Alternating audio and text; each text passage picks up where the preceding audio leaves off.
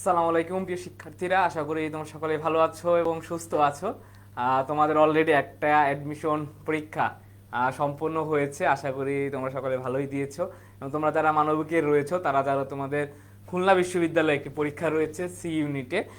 আমরা আজকে সেই খুলনা বিশ্ববিদ্যালয়ের পরীক্ষা নিয়ে তোমাদের সাথে কথা বলবো এবং খুলনা বিশ্ববিদ্যালয়ে কি ধরনের প্রশ্ন আসে, কেমন মান বন্টনের প্রশ্ন আসে, আমরা সেটা নিয়ে তোমাদের সাথে আলোচনা করব এবং একটি ওয়ান শট ক্লাস নেব। আমরা জানি যে আমাদের খুলনা বিশ্ববিদ্যালয়ে ইংরেজিতে এমসিকিউর কথা যদি চিন্তা করি, এমসিকিউ আমার 25টা এমসিকিউ থাকবে, 25টা এমসিকিউ থাকবে। আর আমাদের 40 মার্কসের হচ্ছে রিটেন থাকে, সচরাচর 40 মার্কসের রিটেন থাকে। তো আমরা এটা নিয়ে আজকে কথা বলবো। আমরা দুইটা মডেল টেস্ট তোমাদের সাথে সলভ করব, দুটি মডেল টেস্ট সলভ করব এবং দুটি মডেল টেস্টের মাধ্যমে তোমাদের যে সমস্যাগুলো এবং খুলনা বিশ্ববিদ্যালয়ে কেমন প্রশ্ন আসে সেই জিনিসগুলো নিয়ে আলোচনা করার চেষ্টা করব।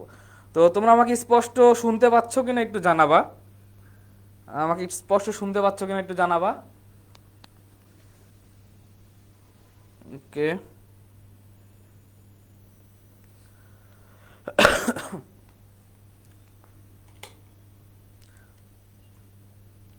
ওকে, ওয়ালাইকুম আসসালাম।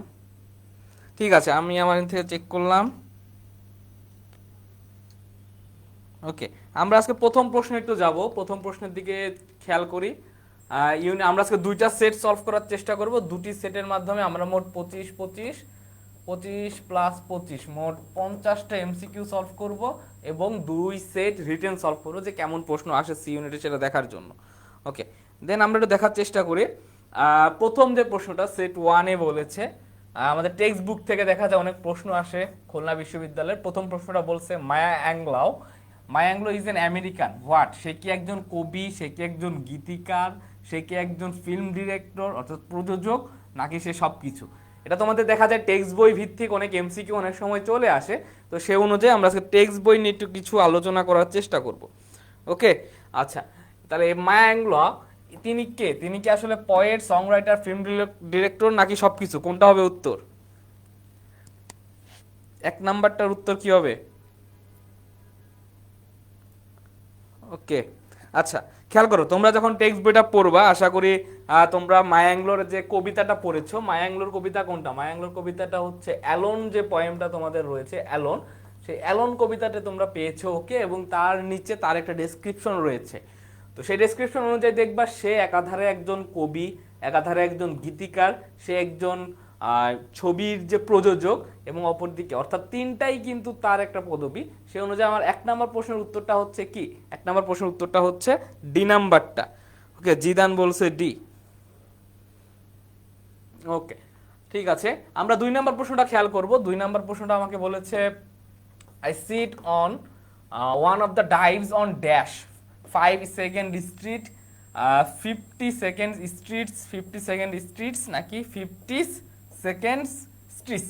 খেয়াল করো, আমি যদি এখানে এই প্রশ্নটা অর্থাৎ এই সেন্টেন্সটা নাও ধরি তাও কিন্তু আমি উত্তর করতে পারবো। এই জাস্ট চারটা অপশন দেখে একটু বলবা যে এই চারটা অপশনের ভিতর কোনটা আমি কারেক্টলি লিখতে পেরেছি। এই চারটা অপশনের ভিতর কোনটা কারেক্টলি লেখা হয়েছে? দুই নাম্বারটার উত্তর কি হবে বলবা? চারটা অপশনের ভিতর কোনটা কারেক্টলি লেখা হয়েছে? ওকে, আচ্ছা, খেয়াল করো, আমরা যখন অ্যাডজেক্টিভ এবং অ্যাডভার্ব পড়েছিলাম ক্লাসে, অ্যাডজেক্টিভ অ্যাডভার্বের ক্ষেত্রে আমরা দেখেছি অ্যাডজেক্টিভ প্লাস অ্যাডভার্ব, এইটার একটা বৈশিষ্ট্য আছে। অ্যাডজেক্টিভ প্লাস অ্যাডভার্বের একটা বৈশিষ্ট্য কি? এরা কখনো প্লুরাল হয় না। কি হয় না? এরা কখনো প্লুরাল এরা কখনো প্লুরাল হয় না। একটা জিনিস খেয়াল করো, অপশনটাতে আমরা দেখতে পাচ্ছি এই যে স্ট্রিট, এই যে স্ট্রিট, এইটা হচ্ছে একটা নাউন। এই স্ট্রিটগুলা কি? এই স্ট্রিটগুলা হচ্ছে একটা নাউন। নাউনের পূর্বে এই যে সেকেন্ড আর 50, এই দুটো যে ওয়ার্ড বসেছে, সেই সেকেন্ড আর 50টা হচ্ছে আমার কি? অ্যাডজেক্টিভ। সেকেন্ড আর 50 এই ওয়ার্ডটা হচ্ছে কি? এগুলো আমার অ্যাডজেক্টিভ, অর্থাৎ নাউনের পূর্বে বসে নাউনকে মডিফাই করেছে। তো নাউনের পূর্বে বসে যে মডিফাই করেছে অ্যাডজেক্টিভ, সেই অ্যাডজেক্টিভ কখনো কি হইতে পারবে না? কখনো প্লুরাল হইতে পারবে না। অর্থাৎ আমি যেখানে দেখবো অ্যাডজেক্টিভ আমার প্লুরাল রয়েছে সেগুলো আমি আগে বাদ দিয়ে নিব। খেয়াল করো, অপশন ডি তে 50 প্লুরাল, সেকেন্ডস ও প্লুরাল, বাদ। আচ্ছা, তারপরে খেয়াল করো অপশন বি তে সেকেন্ডস, এটা প্লুরাল, তার মানে কি? এটাও আমার বাদ। আচ্ছা এবার বলো 52nd স্ট্রিট নাকি 52nd স্ট্রিটস? আমি যখন বসে থাকি আমি কি একাধিক রাস্তায় বসে থাকি? না, একটা রাস্তায় বসে থাকি, তার মানে এখানেও কিন্তু প্লুরাল হবে না, বাদ। আলটিমেটলি আমার উত্তরটা হচ্ছে কি এ নাম্বারটা, উত্তরটা হবে 52nd স্ট্রিট। ওকে, মাহানুর বলছো, জুয়েল মোল্লা, জিদান, তামিনা মল্লিগুড, রিয়াজ, সাগর প্রামাণিক। ঠিক আছে, তাহলে যারা এ বলেছো তাদেরটা সঠিক হয়েছে। আমরা 3 নাম্বার প্রশ্নটাতে দেখব, অনেক সময় আমাদের সিনোনিম অ্যান্টোনিম বেসড প্রশ্নগুলো এই সকল বিশ্ববিদ্যালয়ে প্রচুর চলে আসে। প্রথম প্রশ্নটা বলছে an antonym of the word scarce. Scarce এর অ্যান্টোনিম কি? এটা কি রেয়ার হবে, এটা কি টাইট, অ্যাবান্ডেন্ট নাকি ফ্রিকোয়েন্ট? কি হবে? স্কেয়ার্স এর সিনোনিম কি হবে? স্কেয়ার্স এর সিনোনিম কি হবে? রেয়ার, টাইট, অ্যাবান্ডেন্ট নাকি ইনফ্রিকুয়েন্ট? খেয়াল করো, আমরা জানি কি রেয়ার মানে কি? রেয়ার মানে যেটা অপ্রচলিত। রেয়ার মানে কি? রেয়ার মানে হচ্ছে যেটা অপ্রচলিত। আচ্ছা, টাইট মানে আমরা সকলেই জানি, টাইট মানে হচ্ছে যেটা খুব শক্ত, যেটা খুব শক্ত। অ্যাবান্ডেন্ট মানে আমরা জানি কি? অ্যাবান্ডেন্ট মানে হচ্ছে প্রচুর বুঝায়, প্রচুর বুঝায় বা হচ্ছে পর্যাপ্ত বুঝায়, হ্যাঁ, প্রচুর বা পর্যাপ্ত অর্থ প্রকাশ করে। ইনফ্রিকুয়েন্ট অর্থটা কি? ইনফ্রিকুয়েন্ট অর্থ হচ্ছে যেটা আসলে ইররেগুলার, যেটা হচ্ছে কি ইররেগুলার, হ্যাঁ, মানে হচ্ছে ইররেগুলার টাইপের, ইংরেজিতে বলে কি ইররেগুলার। আচ্ছা, এবার আমরা দেখি আমাদের হচ্ছে অপশনটা, অপশন যেটা রয়েছে এই যে স্কেয়ার্স, এটা মানে কি?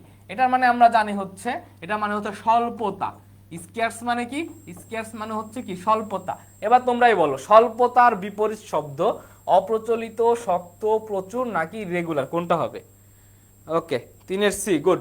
তাহলে অল্প, অল্পর এর বিপরীত শব্দ আমরা জানি প্রচুর, সে অনুযায়ী আমার উত্তরটা হচ্ছে কি সি নাম্বারটা, অ্যাবান্ডেন্ট। সে অনুযায়ী আমার উত্তরটা হচ্ছে সি নাম্বারটা, গুড। আচ্ছা, তারপরে খেয়াল করো, আমরা 4 নাম্বার প্রশ্ন যাব। আচ্ছা, 4 নাম্বার প্রশ্নের উত্তর দেওয়ার আগে তোমরা আগে বলো তোমাদের প্রথম পরীক্ষাটা কেমন হয়েছে, যারা ফার্স্ট টাইম আসছিলা। ঢাকা বিশ্ববিদ্যালয়ে ইংরেজিতে কে কত পাবা, বা এমসিকিউতে মোট কার কত হয়েছে? হ্যাঁ, অনেকে তো অনেক জায়গা থেকে 100% কমন পেয়েছো। তো তোমাদের হচ্ছে কত মার্কস আসছে? পরীক্ষা দিয়ে কি মনে হইলো? ঠিক আছে, পরীক্ষা দিয়ে কি মনে হইলো তোমরা একটু কমেন্ট করে জানাবা সবারটা, ঠিক আছে? ওকে, দেখো প্রথম প্রশ্ন, চতুর্থ প্রশ্নটা বলছে pick the best conjunction from below to join the below pair of sentences. অর্থাৎ এখানে দুটো সেন্টেন্স রয়েছে, একটা হচ্ছে ইট ওয়াজ ডার্ক, আরেকটা সেন্টেন্স হচ্ছে হি লাইট এ ল্যান্টার্ন। এই দুইটা সেন্টেন্সকে যদি আমি যুক্ত করতে চাই তাহলে আমি কোনটা ব্যবহার করতে পারি? সো দ্যাট, দো, অ্যাজ নাকি ইফ? খেয়াল করো, এটা মানে কি? এটা মানে হচ্ছে সে বলতেছে এখানে হচ্ছে আলোহীন, আলোহীন মানে ইট ওয়াজ ডার্ক, এখানে আসলে কোনো অন্ধকার ছিল, আলো ছিল না, সেজন্য হি লাইট এ ল্যান্টার্ন। ল্যান্টার্ন মানে আমরা জানি হচ্ছে প্রদীপ, হ্যাঁ, প্রদীপ বা লুণ্ঠন, লণ্ঠন বা লুণ্ঠন বলে প্রদীপ। আচ্ছা, তাহলে এইখানে কোন অর্থে? যে এখানে আলো ছিল না তাই, হ্যাঁ, তাই, অথবা বলতে পারি যেহেতু সেখানে আলো ছিল না সেহেতু সে প্রদীপ জ্বলিয়েছে, অর্থাৎ সেহেতু অর্থে কোনো একটা কনজাংশন আমার লাগবে। এখন অর্থগুলা দেখি। সো দ্যাট আমরা কখন ব্যবহার করি? সো দ্যাট ব্যবহার করি যেন অর্থে, like I am studying regularly so that I can get chance in Dhaka university, অর্থাৎ খুলনা ইউনিভার্সিটি, তো আদার ইউনিভার্সিটি, তাই না? যেন অর্থে আমরা সো দ্যাট শব্দটা ব্যবহার করি। তারপরে খেয়াল করো, দো কোন অর্থে ব্যবহার করি? দো ব্যবহার করি যদিও অর্থে, তাই না? দো হি ইজ পুর হি ইজ অনেস্ট, যদিও সে গরিব তারপরে সে সৎ। আচ্ছা, অ্যাজ কখন ব্যবহার করি? অ্যাজ ব্যবহার করি যেহেতু অর্থে, অ্যাজ ব্যবহার করি যেহেতু অর্থে। ইফ ব্যবহার করি যদি অর্থে, ইফ ব্যবহার করি যদি অর্থে। তাহলে এই দুটা সেন্টেন্সকে যুক্ত করার জন্য তাই বা সেহেতু, সে অনুযায়ী কোনটা যাচ্ছে? 4 নাম্বারের। 4-এর সবাই বি বলছো, নো। দো ব্যবহার করে কখন? দো ব্যবহার করে দুটা বিপরীত বাক্যকে যুক্ত করতে, হ্যাঁ, দুটা বিপরীত বাক্যকে যুক্ত করতে। এখানে তো কোনো বিপরীত বাক্য নাই। অন্ধকার ছিল তাই সে আলো ধরাইছে, অন্ধকার ছিল তাই সে আলো ধরিয়েছে, তাই। আবার বলতে পারে যেহেতু অন্ধকার ছিল সেহেতু সে আলো ধরিয়েছে, সেহেতু অর্থে বা যেহেতু অর্থে আসতেছে। তাহলে সে অনুযায়ী, সেই অর্থ অনুযায়ী কিন্তু আমার উত্তরটা হচ্ছে সি নাম্বারটা। অ্যাজ লিখতে পারি, as it was dark, as it was dark, as it was dark, he light A lantern, he light a lantern. হ্যাঁ, যেহেতু সেখানে অন্ধকার ছিল সেহেতু সে আলো ধরিয়েছিল, প্রদীপ ধরিয়েছিল। তার মানে তোমাদের প্রথম 4 নাম্বারটা ম্যাক্সিমাম বলতে সবাই ভুল করছে। 4 নাম্বারটা, 4 নাম্বারটার উত্তর হবে সি। Okay, not be. দো হইতো যদি এখানে যদিও অর্থ প্রকাশ করতো। ওকে, দেন আমরা 5 নাম্বারটা দেখবো। 5 নাম্বারটা আমাদের টেক্সট বইয়ের, যে arriving in the Orient is written by. খেয়াল করো তোমাদের টেক্সট বইটাতে প্রায় 20 থেকে 22 জন লেখকের নাম উল্লেখ রয়েছে। ইংলিশ টেক্সট বইয়ে প্রায় 20 থেকে 22 জন লেখকের নাম উল্লেখ রয়েছে, বিভিন্ন লেখকের। ইংরেজি সাহিত্যের হইতে পারে, আমেরিকান লিটারেচারের হইতে পারে, বিভিন্ন লেখকের নাম উল্লেখ রয়েছে। তোমরা চেষ্টা করবা বিভিন্ন বিশ্ববিদ্যালয়, বিশেষ করে জেইউ হইতে, বিশেষ করে হচ্ছে জেইউতে, সিইউতে, আরইউতে, বা ধরো যে কেইউতে, মানে যদি সাহিত্যের কোনো প্রশ্ন আসে, হ্যাঁ বিভিন্ন বিশ্ববিদ্যালয়ে অনেক সময় সাহিত্যের প্রশ্ন আসে, তোমরা এই 20-22 জন লেখক আমাদের টেক্সট বইয়ে সে কি লিখেছে, অর্থাৎ টেক্সট বইটাতে সে কি লিখেছে, এবং তার গুরুত্বপূর্ণ যদি কোনো বই থাকে, এই কয়েকটা জিনিস তোমরা পড়ে যাবা। ঠিক আছে, জাস্ট এই লেখকগুলো আমাদের বইতে সে কি লিখেছে, মানে বইতে কোন লেখক কোন কবিতাটা লিখেছে, কোন গল্পটা লিখেছে, এটা পড়ে যাবা। এবং তার যদি গুরুত্বপূর্ণ কোনো প্রবন্ধ থাকে বা গুরুত্বপূর্ণ কোনো উপন্যাস থাকে, এটা পড়ে যাবা। তাহলে সাহিত্য থেকে যে প্রশ্নগুলো আসে তোমরা খুব ইজিলি ক্যাচ করতে পারবা। ঠিক আছে, তাহলে অ্যারাইভিং ইন দ্য অরিয়েন্ট, এই গল্পটা আসলে কে লিখেছে? অ্যারাইভিং ইন দ্য অরিয়েন্ট এটা কে লিখেছে? George R Martin, George Bernard Shaw, George H Brush, নাকি জর্জ অরওয়েল? এটা উত্তরটা কি হবে? ওকে, 5-এর ডি বলছো মাহানুর, তামান্না, নাবিলা, মিথিলা। গুড, 5-এর উত্তরটা হবে ডি নাম্বারটা। এবং জর্জ অরওয়েলের কিন্তু আরেকটা গুরুত্বপূর্ণ গ্রন্থ আছে, তোমরা কেউ নাম বলতে পারবা? জর্জ অরওয়েলের খুবই ফেমাস একটা বই আছে, খুবই ফেমাস একটা বই, এবং এটা অনেক সময় পরীক্ষার হলে চলে আসে। ঠিক আছে, এটা অনেক সময় পরীক্ষার হলে চলে আসে। এটা কি হবে বলো তো? জর্জ অরওয়েলের খুবই ফেমাস একটা বই আছে, এটা পরীক্ষার হলে অনেক অনেক সময় আসে। তোমরা জিকেতে হয়তো পড়ে থাকতে পারো কোন লেখকের কোন বই, একটু বলবা এটা কেউ জানো কিনা? ওকে, গুড। খেয়াল করো, জর্জ অরওয়েলের আরেকটা বইয়ের নাম যেটা পরীক্ষার হলে আসে সেটা হচ্ছে অ্যানিমেল ফার্ম। হ্যাঁ, অ্যানিমেল ফার্ম, এটা লিখে রাখবা, এটা অনেক সময় পরীক্ষায় আসে।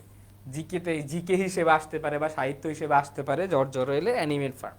আচ্ছা, তারপরে খেয়াল করো 6 নাম্বারটা। 6 নাম্বারটা খেয়াল করো, you can not replace the word delicate with. আচ্ছা, এখানে বলছে নিচের কোনটা ডেলিকেট শব্দের সিনোনিম না? ইউ ক্যান নট রিপ্লেস, দেখো খেয়াল করো প্রশ্নটা খুব ভালোভাবে খেয়াল করবে। You can not replace delicate, অর্থাৎ এখানে ডেলিকেটের একটা অ্যান্টোনিম চেয়েছে। এটা কি রাগড, সাবটেল, এক্সকুইজিট, নাকি ফেইন্ট? কি হবে? হ্যাঁ, এটা কি হবে? রাগড, সাবটেল, এক্সকুইজিট, নাকি ফেইন্ট? এখানে হচ্ছে বলছে ডেলিকেট শব্দের সাথে যায় না কোনটা, ডেলিকেট শব্দের সাথে যায় না কোনটা, কি হবে বলো? ওকে, আবিদুর রহমান বলছে অ্যানিমেল ফার্ম, রিয়াজ বলছে অ্যানিমেল ফার্ম। গুড। ওকে, ডেলিকেট শব্দের সাথে কোনটা যায় না? খেয়াল করো, আমরা আগে চারটা অপশনের একটু মানে দেখে আসি। ঠিক আছে, চারটা অপশন একটু মানে দেখে আসি, তাহলে খুব ইজিলি তোমরা ধরতে পারো। আচ্ছা দেখো, প্রথম যে অপশনটা, আমরা এখান থেকে শুরু করি। এটা মানে হচ্ছে খুবই সূক্ষ্ম বোঝায়। হ্যাঁ, খুবই সূক্ষ্ম বোঝায়, খুবই সূক্ষ্ম। এই সূক্ষ্ম বানান আমি ভুল করছি, সূক্ষ্ম মফলা, তাই না? খুবই সূক্ষ্ম বোঝায়। আবার এটার মানে অনেক সময় কোমল বোঝায়, কোমল। এক্সকুইজিট মানেও অনেক সময় সূক্ষ্ম, কমল বোঝায়। আবার ফেইন্ট মানেও অনেক সময় সূক্ষ্ম বা কমল বোঝায়। এই রাগ, এটা মানে কি? এটা মানে বোঝায় খুবই শক্ত, হ্যাঁ, খুবই কর্কশ, খুবই কর্কশ। আবার ডেলিকেট মানে কি? ডেলিকেট মানে হচ্ছে এই যে সূক্ষ্ম, কোমল, হ্যাঁ, উপাদেয়, এই সকল অর্থ প্রকাশ করে। তাহলে এই যে বি, সি আর হচ্ছে ডি, এগুলো হচ্ছে ডেলিকেটের সিনোনিম। ডেলিকেটের সাথে যায় না কোনটা, সে অনুযায়ী আমার উত্তর হচ্ছে কি এ নাম্বারটা। ঠিক আছে, ওকে। মুতাহিরা আক্তার, তামান্না বলছো, নাবিলা, বিন উমর, সামিয়া হক। গুড, ঠিক আছে, এ নাম্বারটা উত্তর হবে। দেন আমরা যাব 7 নাম্বার প্রশ্নটা, খুবই সুন্দর 7 নাম্বার প্রশ্ন। Eco tourism is broadly defined as low impact travel, here broadly is used as. এখানে ব্রডলি শব্দটা কোন পার্টস অফ স্পিচ? এটা কি অ্যাডজেক্টিভ, নাউন, অ্যাডভার্ব, নাকি conjunction? Eco tourism is broadly defined, eco tourism is broadly defined. এখানে broadly শব্দটা কোন parts of speech? Broadly শব্দটা কোন পার্টস অফ স্পিচ? কি হবে বলো? ব্রডলি শব্দটা কি হবে, কোন parts of speech? Okay, good. আমরা সচরাচর জানি কি, যেটা হচ্ছে এলওয়াই যুক্ত থাকলে সাধারণত সেটা অ্যাডভার্ব হয়। তাছাড়া আমরা এভাবে দেখব না, আমরা দেখব এটা কোনো ভার্বকে মডিফাই করছে কিনা, এটা কিভাবে ডিফাইন করা হয়েছে, কিভাবে ডিফাইন করা হয়েছে, ব্রডলি ডিফাইন করা হয়েছে। তাহলে কোথায়, কখন, কিভাবে, এগুলোর দ্বারা প্রশ্ন করলে আমরা উত্তর পাই হচ্ছে অ্যাডভার্ব। তাহলে 7 উত্তর হবে কি? 7 উত্তর হবে সি নাম্বারটা, অ্যাডভার্ব। খুবই সহজ ছিল, গুড। ওকে, রিয়াজ বলছো, জিয়াউর রহমান, জান্নাত তানিসা। ওকে, দেন 8 নাম্বারটা আমাদের টেক্সট বইতে রয়েছে, খুবই গুরুত্বপূর্ণ একটা প্রশ্ন, অনেক সময় চলে আসে। টি.এস. কলেরিডজের যে একটা পোয়েম রয়েছে, the rime of ancient mariner, এটা আসলে কি? The rime of ancient mariner, এটা আসলে কি? এটা কি ব্যালেড, হিম, ইউলজি নাকি প্রেইজ? রাইম অফ অ্যানশিয়েন্ট ম্যারিনারটা আসলে কোন ধরনের কবিতা? আমরা নাটক পড়ি না, নাটকের ভিতর অনেক ভাগ দেখি না, যে ট্রাজিক নাটক, কমেডি নাটক, হ্যাঁ, তারপর হচ্ছে ট্রাজিক মেডি নাটক, নাটকের অনেক ভাগ থাকে। ঠিক একইভাবে কবিতারও অনেক ভাগ থাকে। লিরিক পয়েম দেখবা, লিমারিক পয়েম দেখবা, সনেট পয়েম দেখবা, ব্যালেড পয়েম দেখবা, অনেক ধরনের ভাগ থাকে। সে অনুযায়ী the rime of ancient mariner এটা আসলে কোন ভাগের ভিতর পড়বে? এটা আমাদের টেক্সট বইয়ের লাইন কিন্তু, খেয়াল করো। প্রেইজ, ইউলজি, হিম, এগুলোর মানে হচ্ছে কি? কোনো কিছু সম্মান করা। এগুলো আসলে কোনো কবিতার ধরন না। হ্যাঁ, কবিতার ধরনটা হচ্ছে কি? এখানে হচ্ছে একটা ব্যালেড। ব্যালেড কি? ব্যালেড মানে আমরা জানি হচ্ছে একটা গীতি কবিতা। গ্যালেট মানে কি? গীতি কবিতা বা একটা শোকগাথা বলতে পারো। এখানে হচ্ছে দেখা যায় একটা লং ন্যারেটিভ পয়েম। হ্যাঁ, একটা লং ন্যারেটিভ একটা পয়েম থাকে, যেটা একটা স্টোরিকে রিপ্রেজেন্ট করে। হ্যাঁ, ব্যালেড হচ্ছে একটা লং ন্যারেটিভ পয়েম যেটা একটা স্টোরিকে রিপ্রেজেন্ট করে। ওকে, 8-এর এ বলছো, গুড। দেন আমরা দেখবো 9 নাম্বারটা, beauty is easy to appreciate but difficult two what? Beauty is easy to appreciate but difficult two what? Beauty নিয়ে হচ্ছে উইলিয়াম শেক্সপিয়ারের অনেক কথা রয়েছে, তো সেখান থেকে আমাদের টেক্সট বইতে দেখবো what is beauty. What is beauty নামে আমাদের একটা লেসন রয়েছে। হোয়াট ইজ বিউটি নামে একটা লেসন রয়েছে, সেই লেসন থেকে এই লাইনটা নেওয়া। এটা কি difficult to change, difficult to explaining, difficult to deliver, নাকি ডিফিকাল্ট টু ডিফাইন? কি হবে এইটার উত্তর? কি হবে? ওকে, 9 নাম্বারটার উত্তর কি হবে? অনেকে ডি বলছো। ওকে, ঠিক আছে, গুড। তো খেয়াল করো, প্রথমে আমার এক্সপ্লেইনিংটা হবে না। কেন হবে না? কারণ 2 এর পরে আমরা জানি V1 বসে, সে অনুযায়ী বি নাম্বার আমার আগেই বাদ। আর এইগুলো আমাদের বইতে নাই, বইয়ের হুবহু লাইন। এর উত্তরটা হবে কি? Define. Beauty is easy to appreciate but difficult to define, good. Then 10 নম্বরটা খেয়াল করো, এটা কি হবে? এটা খুবই ক্রিটিক্যাল একটা প্রশ্ন। Folk music is composed by rural folk on the basis of ancient rules dash. আচ্ছা, এখানে বলছে যে এই যে আমাদের যে লোকগানগুলা, ফক মিউজিকগুলা, এগুলা আসলে কিভাবে তৈরি হচ্ছে? এগুলা কি এক্সচেঞ্জড অফিসিয়ালি, মানে এটা একটা ক্যারেক্টারিস্টিকটা কি? এগুলা কি মানে প্রাতিষ্ঠানিকভাবে এক্সচেঞ্জড হচ্ছে? এগুলা কি ট্রান্সমিটেড অরেলি, মানে হচ্ছে মুখে মুখে প্রচলিত হচ্ছে? এগুলা কি ইনফ্লুয়েন্স পাবলিকলি? এগুলা কি পাবলিকলি বা সরকারিভাবে কাউকে প্রভাবিত করছে? এগুলা কি রিকোয়ার্ড প্র্যাকটিস, মানে লোকসঙ্গীত কি কোনো প্র্যাকটিস রিকোয়ার করে কিনা? দেখো, ফক মিউজিক সম্পর্কে যে ক্যারেক্টারিস্টিকগুলা, এগুলো কিন্তু তোমার টেক্সট বইতে রয়েছে। দেখবা টেক্সট বইতে ফক মিউজিকের যে অধ্যায়টা রয়েছে, সেই অধ্যায়ের প্রথম পেজেই নিচের দিকে দেখবা তার অনেকগুলা, প্রায় 15+ ক্যারেক্টারিস্টিক রয়েছে। ওই ক্যারেক্টারিস্টিকগুলো একটু পড়বা, ওইখান থেকে কিন্তু অনেক সময় এমসিকিউ চলে আসে। ওকে, আচ্ছা, গুড। এই যে ফক মিউজিক বা লোকসঙ্গীত, তোমরা লোকসঙ্গীত, হ্যাঁ, লোকসঙ্গীত হইতে পারে বা লোক সাহিত্য, যাই বলো না কেন, প্রত্যেকটা জিনিসই হচ্ছে মৌখিকভাবে প্রচলিত। অর্থাৎ প্রাচীন যুগ থেকে মানুষের মুখে মুখে প্রচলিত হয়ে বর্তমান যুগে এগুলা অবস্থান করছে। অর্থাৎ এটার একটা বৈশিষ্ট্য হচ্ছে ট্রান্সমিটেড অরেলি। হ্যাঁ, এটা উত্তরটা হবে 10-এর বি। জুনায়েদ বলছো, রিয়াজ বলছো, উমর বলছো, সাদিয়া রোজ বলছো বি, গুড। নাবিলা, সঞ্জিদা, মেহরুন, ওকে, গুড। দেন আমরা দেখবো 11 নম্বরটা, ফাইন্ড দ্য অড ওয়ান। 11 নম্বরটা, ফাইন্ড দ্য অড ওয়ান। খেয়াল করো, এমন যখন প্রশ্ন পাবা, find the odd one. Odd one মানে কি? যেটা একটু অদ্ভুত, তাই না? তো এখন তো আসলে কোনোটাই অদ্ভুত না, সবগুলাই তো ভালো দেখায়। তো এরকম অদ্ভুত প্রশ্নের উত্তর কিভাবে খুঁজবা? তোমরা দেখবা 3টা হচ্ছে একই দলের, 3টা হচ্ছে কি? 3টা হচ্ছে একই দলভুক্ত, একই দল। একটা হচ্ছে বহিরাগত, একটা হচ্ছে বহিরাগত। তোমার উত্তর হচ্ছে এই বহিরাগত ব্যক্তিটা। এই 4টা অপশন, ক্লাসিক্যাল, স্পন্টেনাস, লোকাল, রিদম, এই 4টা অপশনের ভিতর তিনজনকে তিনজনকে একটা দলে ফেলাইতে পারো কিনা দেখো, যেভাবে হোক তিনজনকে একটা দলে ফেলাও, আর বাকি যে একজন থাকবে সে হচ্ছে বহিরাগত। ঠিক আছে, সে অনুযায়ী উত্তরটা কি হবে? 11 নম্বর, কেউ ডি বলছো, কেউ বি বলছো। তামান্না, মুনতাহি আক্তার, উমর, মাহানুর বি বলছে। আচ্ছা, একজন শুধু ডি বলেছে, বাকি সবাই বি বলছো। দেখি শেষমেশ আরো কিছু হয় কিনা। ওকে, খেয়াল করো, ক্লাসিক্যাল এটা একটা অ্যাডজেক্টিভ, স্পন্টেনিয়াস এটা একটা অ্যাডজেক্টিভ, লোকাল এটা একটা অ্যাডজেক্টিভ। এই তিনজনকে একটা দলে ফেলিয়ে দিয়েছি, কিন্তু কিন্তু এই যে রিদম ওয়ার্ডটা, এই যে রিদম, এই ওয়ার্ডটা কিন্তু একটা নাউন। এটা কি? এটা একটা নাউন। তাহলে এই তিনটা হচ্ছে একই দলভুক্ত, এটা হচ্ছে বহিরাগত। তাহলে 11-এর উত্তর হবে কি? 11-এর উত্তর হবে ডি নাম্বারটা। এরকম যখন অড প্রশ্নগুলো পাবা তখন এইভাবে একটু সলভ করার চেষ্টা করবা। এসিডি মিউজিক না। ওকে, লোকাল তো মিউজিকের সাথে যাচ্ছে না। লোকাল মানে কি? লোকাল মানে হচ্ছে যারা নেটিভ মানুষ, যারা স্থানীয় বাসিন্দা, বুঝছো? যারা স্থানীয় বাসিন্দা। ক্লাসিক্যাল মানে ক্লাসিক্যাল মিউজিকের সাথে যায়, ঠিক আছে। স্পন্টেনাস মানে কি? যেটা খুব স্বাভাবিকভাবে হয়, কোনোটাই মিউজিকের সাথে আসলে যায় না। ঠিক আছে, তাহলে আলটিমেটলি উত্তরটা হবে ডি নাম্বারটা। ওকে, গুড, খুব ভালোভাবে মাথা রাখবে। একজন বলছে এসিডি মিউজিক, এটা মিউজিকের সাথে সম্পর্কিত না। লোকাল কখনো মিউজিক হইতে পারে না, রিদমতো মিউজিকের সাথে স্পন্টেনাস মিউজিকও হইতে পারে।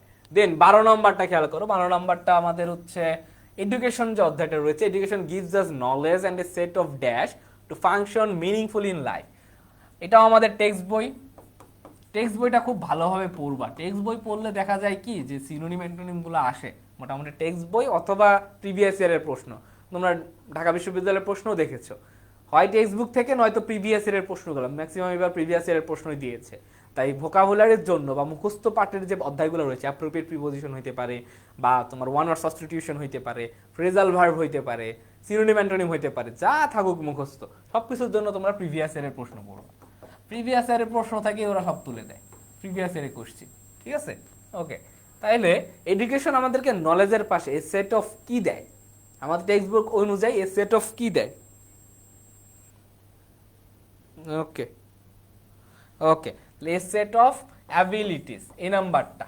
Education give us A set of abilities আমাদের টেক্সট বই অনুযায়ী। দেন 13 নাম্বারটা দেখবো, every cloud has a dash. Every cloud has a dash, এটা একটা প্রভার্ব। এটা একটা কি? এটা একটা প্রভার্ব। প্রভার্ব থেকে প্রশ্ন দুই ধরনের আসে। প্রভার্ব থেকে প্রশ্ন দুই ধরনের আসে। একটা ধরন হচ্ছে তোমাকে, একটা ধরন হচ্ছে মিনিং, অর্থাৎ বাক্যের অর্থ চাইবে, আরেকটা ধরন হচ্ছে গ্যাপ ফিলিং চাইবে। আরেকটা ধরন হচ্ছে কি? গ্যাপ ফিলিং চাইবে। আমরা এখানে গ্যাপ ফিলিং দিয়েছি, every cloud has a dash, raining possibility, shadow of itself, silver lining, নাকি every cloud has its happiness. কি হবে?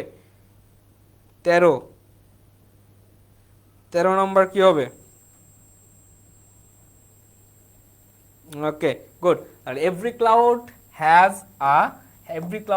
আ সিলভার লাইনিং, অর্থাৎ মানে মেঘের বিপরীতে একটা সিলভার লাইনিং থাকে বলতে বোঝাচ্ছে তোমার হচ্ছে দুর্ভাগ্য, তোমার যে হচ্ছে দুঃখ, সেই দুঃখটা কেটে গেলে অবশ্যই একটা সুখ আসবে। এটা যদি প্রবাদ বাক্য যদি তোমরা মিনিং করো তাহলে এটা উত্তর হইতে পারে। ওকে, দেন আমরা দেখবো 14 নম্বরটা, the word frantically. The word frantically can be replaced with. Frantically ওয়ার্ডটা, এটাও আমাদের দেখবা টেক্সট বইয়ের একটা ওয়ার্ড, এটাও আমাদের টেক্সট বইয়ের একটা ওয়ার্ড। বিগত বছরে বিশ্ববিদ্যালয়গুলোতে অনেক এসেছে এই ওয়ার্ডটা। তাহলে ফ্র্যান্টিক্যালি মানে কি? এটা কি ম্যাডনেস, পজিটিভিটি, শাইনেস, নাকি স্ক্যাজুলিং? ফ্র্যান্টিক্যালি মানে কি? ম্যাডনেস, পজিটিভিটি, শাইনেস, নাকি স্ক্যাজুলিং?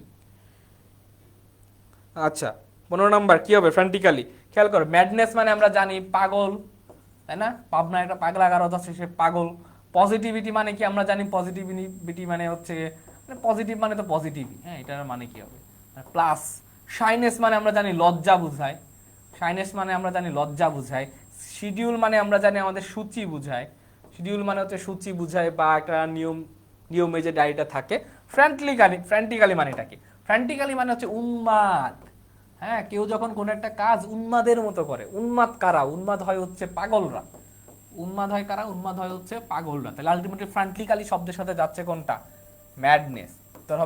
উত্তর হবে এ নাম্বারটা। গুড, সবাই লিখছো 14 এ। দেন 15 নাম্বারটা কি হবে বলো? যে dash means having the capacity to develop into something in future. এটা কি স্ট্যান্ডার্ড, পটেনশিয়াল, লিবারাল নাকি প্রোগ্রেসিভ? মানে বলতিছে এই যে এইটুক কোন শব্দ দ্বারা আমি রিপ্রেজেন্ট করতে পারি? এটা কি স্ট্যান্ডার্ড দ্বারা, পটেনশিয়াল দ্বারা, লিবারাল দ্বারা নাকি প্রোগ্রেসিভ দ্বারা? কি দ্বারা রিপ্রেজেন্ট করতে পারি? Standard, liberal, potential. 15 নম্বর উত্তরটা কি হবে? 15 নম্বরের উত্তরটা কি হবে বলো? 15 নাম্বার উত্তরটা কি হবে? 15 নাম্বার উত্তরটা কি হইতে পারে? ওকে, আচ্ছা আমরা এটা দেখি। স্ট্যান্ডার্ড মানে কি? স্ট্যান্ডার্ড মানে বোঝায় হচ্ছে কোথাও আটকা পড়া। কোথাও কি করা? কোথাও আটকা পড়া। ওকে, দেন পটেনশিয়াল মানে আমরা জানি হচ্ছে পটেনশিয়াল মানে হচ্ছে সক্ষমতা বোঝায়। পটেনশিয়াল মানে সক্ষমতা বোঝায়। লিবারাল মানে আমরা জানি উদারতা বোঝায়, উদারতা বোঝায়। প্রোগ্রেসিভ মানে আমরা জানি প্রগতিশীল। হ্যাঁ, প্রগতিশীল, তাই না? প্রগতিশীল যে ব্যক্তিরা। তাহলে means having the capacity to develop. হ্যাঁ, কার ক্যাপাসিটি রয়েছে? To develop something in future, যার সক্ষমতা রয়েছে, সে অনুযায়ী উত্তরটা হচ্ছে আমার বি নাম্বারটা, পটেনশিয়াল। ঠিক আছে, 15 উত্তর হবে বি। ওকে, দেন আমরা দেখবো 16 নাম্বারটা, ভয়েস চেঞ্জ আসছে। আমরা ন্যারেশন এবং ভয়েস চেঞ্জ এই দুটার ভিতর যে কোনো একটা প্রতিটা বিশ্ববিদ্যালয় ভর্তি পরীক্ষাতেই পাওয়া। I can bring some candies today, এখানে ভয়েস চেঞ্জটা কি বলছে? এটার উত্তরটা কি হবে বলবা?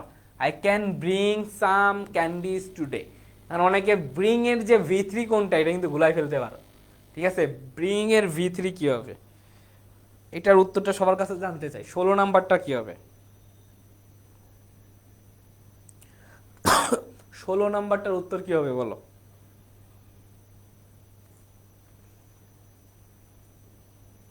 ওকে, গুড। আচ্ছা খেয়াল করো, প্রথমত আমরা দেখব, আমরা যখন কোনো মডাল ভার্ব পাই প্যাসিভ ভয়েসে, আমরা যখন কোনো কি পাই, আমরা যখন কোনো মডাল ভার্ব পাই, আমাদের কাজ হচ্ছে মডাল ভার্বের সাথে এটা বি প্লাস V3 যুক্ত করা। মডাল ভার্বের সাথে কি করা? মডাল ভার্বের সাথে বি প্লাস V3, মডাল ভার্বের সাথে বি প্লাস V3 যুক্ত করা। আগে আমরা দেখব কোথায় কোথায় বি প্লাস V3 রয়েছে। দেখো ব্রিং, তাই না? ব্রিং এর V3 কোথায় রয়েছে? এখানে V3 নাই, এই নাম্বারটা আমার আগেই বাদ। হ্যাঁ, এই নাম্বারটা আমার আগেই বাদ। তারপরে খেয়াল করো, some candies can be bought by me নাকি can be brought by me? কি হবে? ডি নাম্বারটা তো হবেই না, কারণ সাম ক্যান্ডিজটা আমার হচ্ছে শুরুতে থাকবে। এটা কি হবে? এটা কি বট হবে নাকি ব্রট হবে? বি হবে নাকি সি হবে? 16 নাম্বার। দেখছো, বললাম 16 সি আর বি, তোমরা কনফিউশন লাগাবা। আর জিনিস খেয়াল করো, 16 নাম্বার ব্রিং এর V3 হচ্ছে ব্রট, BROUGHT, ব্রট। হ্যাঁ, আর বাই, এই যে বাই মানে ক্রয় করায়, ক্রয় করার V3 হচ্ছে বট, BOUGHT, বট। ওকে, তাহলে সে অনুযায়ী কিন্তু আমি বি নাম্বার নিতে পারছি না, কারণ আমার আসছে হচ্ছে ব্রিং। সে অনুযায়ী আমার উত্তরটা হচ্ছে কি? উত্তরটা হচ্ছে আমার সি নাম্বারটা, কারণ এই যে ব্রিং এর V3টা হচ্ছে ব্রট আর বাই এর V3 হচ্ছে বট। এই জিনিসটা কিন্তু একটু মাথায় রাখবা, পরীক্ষা হলে এগুলো কিন্তু প্রচুর কনফিউশন ক্রিয়েট করে। ওকে, দেন 17 নাম্বারটা খেয়াল করো, the word exerts can be best replaced by. Exert শব্দের সিনোনিম কি হবে? এটা কি প্রসিকিউশন, এক্সপেকটেশন, অ্যাপ্রিসিয়েশন নাকি কালেকশন? 17 নাম্বারটার উত্তর কি হবে সবাই বলবা? 17 নাম্বারটার উত্তর কি হবে বলো? খেয়াল করো, প্রসিকিউশন মানে কি? আমাদের প্রসিকিউশন মানে কোনো একটা আইনি প্রক্রিয়া, এটা হচ্ছে লয়ের সাথে রিলেটেড। হ্যাঁ, আইনি একটা প্রক্রিয়াকে রিপ্রেজেন্ট করে। আচ্ছা, তারপরে বলতেছি এক্সপেকটেশন মানে কি? এক্সপেকটেশন মানে হচ্ছে কোনো প্রত্যাশা। এক্সপেকটেশন মানে কি? এক্সপেকটেশন মানে হচ্ছে প্রত্যাশাকে রিপ্রেজেন্ট করে। অ্যাপ্রিসিয়েশন মানে কি? কোনো কিছুকে বাহবা দেওয়া। হ্যাঁ, কোনো কিছু বাহবা দেওয়া বা কোনো কিছু প্রশংসা করা। কালেকশন মানে কি? কালেকশন মানে কোথাও থেকে সংগ্রহ করা। কালেকশন মানে হচ্ছে কোথাও থেকে সংগ্রহ করা। এখন কথা হচ্ছে এক্সার্ট মানে কি? এক্সার্ট মানে হচ্ছে কোনো কিছু কোট করা, QOUT, কোট করা। কোট করা মানে কি? কারো কাছ থেকে কোনো কিছু কালেক্ট করা। হ্যাঁ, কোনো একটা তথ্য অন্য একটা বই থেকে সংগ্রহ করা, কালেক্ট করা বা গ্যাদার করা, অর্থ প্রকাশ করা হয়। তাহলে সে অনুযায়ী এক্সার্ট শব্দের সিনোনিম হচ্ছে কি? ডি নাম্বারটা, কালেকশন। 17 যারা ডি বলেছো তাদের মোটামুটি সবার হয়েছে। ওকে, দেন 18 নাম্বারটা খেয়াল করো, হি ট্রাইস টু এস্টাবলিশ। 18 নাম্বারটা হি ট্রাইস টু এস্টাবলিশ। আচ্ছা খেয়াল করো, এই যে 18 নাম্বার, এটা এসেছে আমাদের ইমবেডেড প্রশ্ন থেকে। কোথা থেকে? এটা এসেছে আমাদের ইমবেডেড কোশ্চেন। ইমবেডেড কোশ্চেন থেকে আমাদের এই প্রশ্নটা এসেছে। ইম্প্যাক্টের প্রশ্ন অনুযায়ী আমরা কি জানি? আমরা জানি ডাব্লিউএইচ ওয়ার্ড যদি বাক্যের মাঝে থাকে, কোথায় থাকে? বাক্যের মাঝে থাকে, তাহলে তার পরে কি বসবে? ঠিক তার পরে সাবজেক্ট বসবে, তারপরে হচ্ছে ভার্ব বসবে। হ্যাঁ, ডাব্লিউএইচ ওয়ার্ড বাক্যের মাঝে থাকলে ঠিক তারপরে সাবজেক্ট, তারপরে ভার্ব। এখানে যদি আমি খেয়াল করি সবগুলো অপশনে হোয়াট রয়েছে, মানে এই বাক্যটা যদি আমি পরিপূর্ণ করি, আমার এখানে থাকবে হোয়াট, তাই না? এখানে থাকবে কি? এখানে থাকবে হোয়াট। তাহলে হোয়াটের পরে অবশ্যই আমার কি লাগবে? হোয়াটের পরে একটা সাবজেক্ট লাগবে। খেয়াল করো অপশন সি নাম্বারটাতে রয়েছে ক্যান, এ নাম্বারটাতে রয়েছে ক্যান। তাহলে হোয়াটের পরে তো আমি ক্যান দিতে পারবো না, হোয়াটের পরে কি লাগবে? সাবজেক্ট লাগবে। সেজন্য যে এ নাম্বারটা আর সি নাম্বারটা এই দুটো আমার আগেই বাদ। এখন আমার উত্তরটা কি হবে? What he can truly rely on, নাকি what he could truly rely on? কি হবে? বি আর ডি এর ভিতর কি উত্তর হবে বলো? ওকে, আচ্ছা খেয়াল করো খুবই সহজ। এই পাশে যেহেতু আমার প্রেজেন্ট টেন্স রয়েছে, তার মানে এই পাশেও আমাকে ক্যান বসাইতে হবে, নট কুড। তাহলে সে অনুযায়ী এখানে কুড রয়েছে, এটাও হবে না। আলটিমেট উত্তরটা হচ্ছে বি নাম্বারটা, what he can truly rely on. Okay, উত্তরটা হবে বি নাম্বারটা। ওকে, দেন 19 নম্বরে দেখবো the city of Dhaka dash tons of solid waste every day into the river. অর্থাৎ ঢাকা শহর প্রতিদিন টনস অফ মানে টন টন ময়লা আবর্জনা একটা রিভারে ফেলতেছে, বিশেষ করে বুড়িগঙ্গা নদীতে। যারা বুড়িগঙ্গা গিয়েছো দেখবা খুবই দুর্গন্ধ। এটা কি রিলিজিং, এক্সট্রিকেট নাকি ডিসচার্জ? কি হবে এটা? উত্তরটা কি হবে? আচ্ছা, টেন্স অনুযায়ী আমরা ধরার চেষ্টা করি। এভরিডে রয়েছে। এভরিডে মানে কি? এটা একটা প্রতিদিনকার ঘটনা, অর্থাৎ একটা প্রেজেন্ট ইনডিফিনিট টেন্স। ওকে, আর প্রেজেন্ট ইনডিফিনিট টেন্সে আমার যদি বাক্যের subject third person singular number হয়, তাহলে আমার ভার্বের সাথে কি যুক্ত করতে হবে? এস বা ইএস যুক্ত করতে হবে। এখানে ভার্বের সাথে এস বা ইএস রয়েছে কয়টাতে? দেখো ভার্বের সাথে এস বাই এস রয়েছে কয়টাতে? জাস্ট একটাতে। এটাতে নাই, এটাতেও নাই। উত্তর হবে ডি নাম্বারটা, ডিসচার্জেস। ওকে, 19-এর ডি, গুড। আচ্ছা 20 নাম্বারে খেয়াল করো, to make out mean. Make out শব্দ অনেক সময় দেখা যায় আমাদের ফ্রেজাল ভার্বগুলো এইভাবে চলে আসে। হয় বাক্যে ব্যবহার করে বলবে যে বাক্যে এই ফ্রেজাল ভার্বের ব্যবহার অর্থটা কি, অথবা একটা সিঙ্গেল ওয়ার্ড হিসেবে এগুলো তোমাদেরকে দিতে পারে। তাহলে মেক আউট শব্দের অর্থ কি? To deal with a situation, to restrain from something, to make something, নাকি বিং অ্যালোন? কি হবে 20 নাম্বারটা? কি হবে? মেক আউট মানে কি? গুড, অনেকেই বলছো। দেখো মেক আউটের কয়েকটা অর্থ প্রকাশ করে। এক, মেক আউট মানে আন্ডারস্ট্যান্ড হতে পারে। মেক আউট মানে কি হতে পারে? আন্ডারস্ট্যান্ড হতে পারে, আন্ডারস্ট্যান্ড। হ্যাঁ, মেক আউট মানে কোনো কিছু হচ্ছে ধরো যে সলভ করা হইতে পারে। হ্যাঁ, কোনো একটা কিছু সলভ করা হইতে পারে। একইভাবে to deal with a situation মানেও কি? To deal with a situation মানে কোনো একটা কিছু সলভ করা, কোনো একটা কিছু মোকাবেলা করা। সেই অনুযায়ী মেক আউট শব্দের অর্থটা যাচ্ছে এ নাম্বারটা, 20-এর উত্তর হবে এ। গুড। দেন 21 নম্বরে দেখবো সিনোনিম অফ এক্সোনারেট। 21 নম্বরটা, এটা সিনোনিম কি হবে? খেয়াল করো অপশন এ, কনজিউম মানে কি? কনজিউম মানে আমরা জানি কোনো কিছু ভোগ করা। হ্যাঁ, অ্যাবজল মানে কি? অ্যাবজল মানে কাউকে কোনো কিছু থেকে কি দেয়া? মুক্ত করা বা কাউকে কোনো কিছু থেকে মুক্তি দেওয়া। মিটিগেট মানে কি? মিটিগেট মানে হচ্ছে কোনো কিছু হ্রাস করা। মিটিগেট মানে কোনো কিছু কি করা? হ্রাস করা। আচ্ছা, এনগেজ মানে কি? এনগেজ মানে কোথাও কি হওয়া? অন্তর্ভুক্ত হওয়া। কি হওয়া? অন্তর্ভুক্ত হওয়া। তাহলে এক্সোনারেট মানেটা কি? এটাই আসলে আমাদের মেইন পয়েন্ট। এক্সোনারেট মানেটা কি? 21 নাম্বার।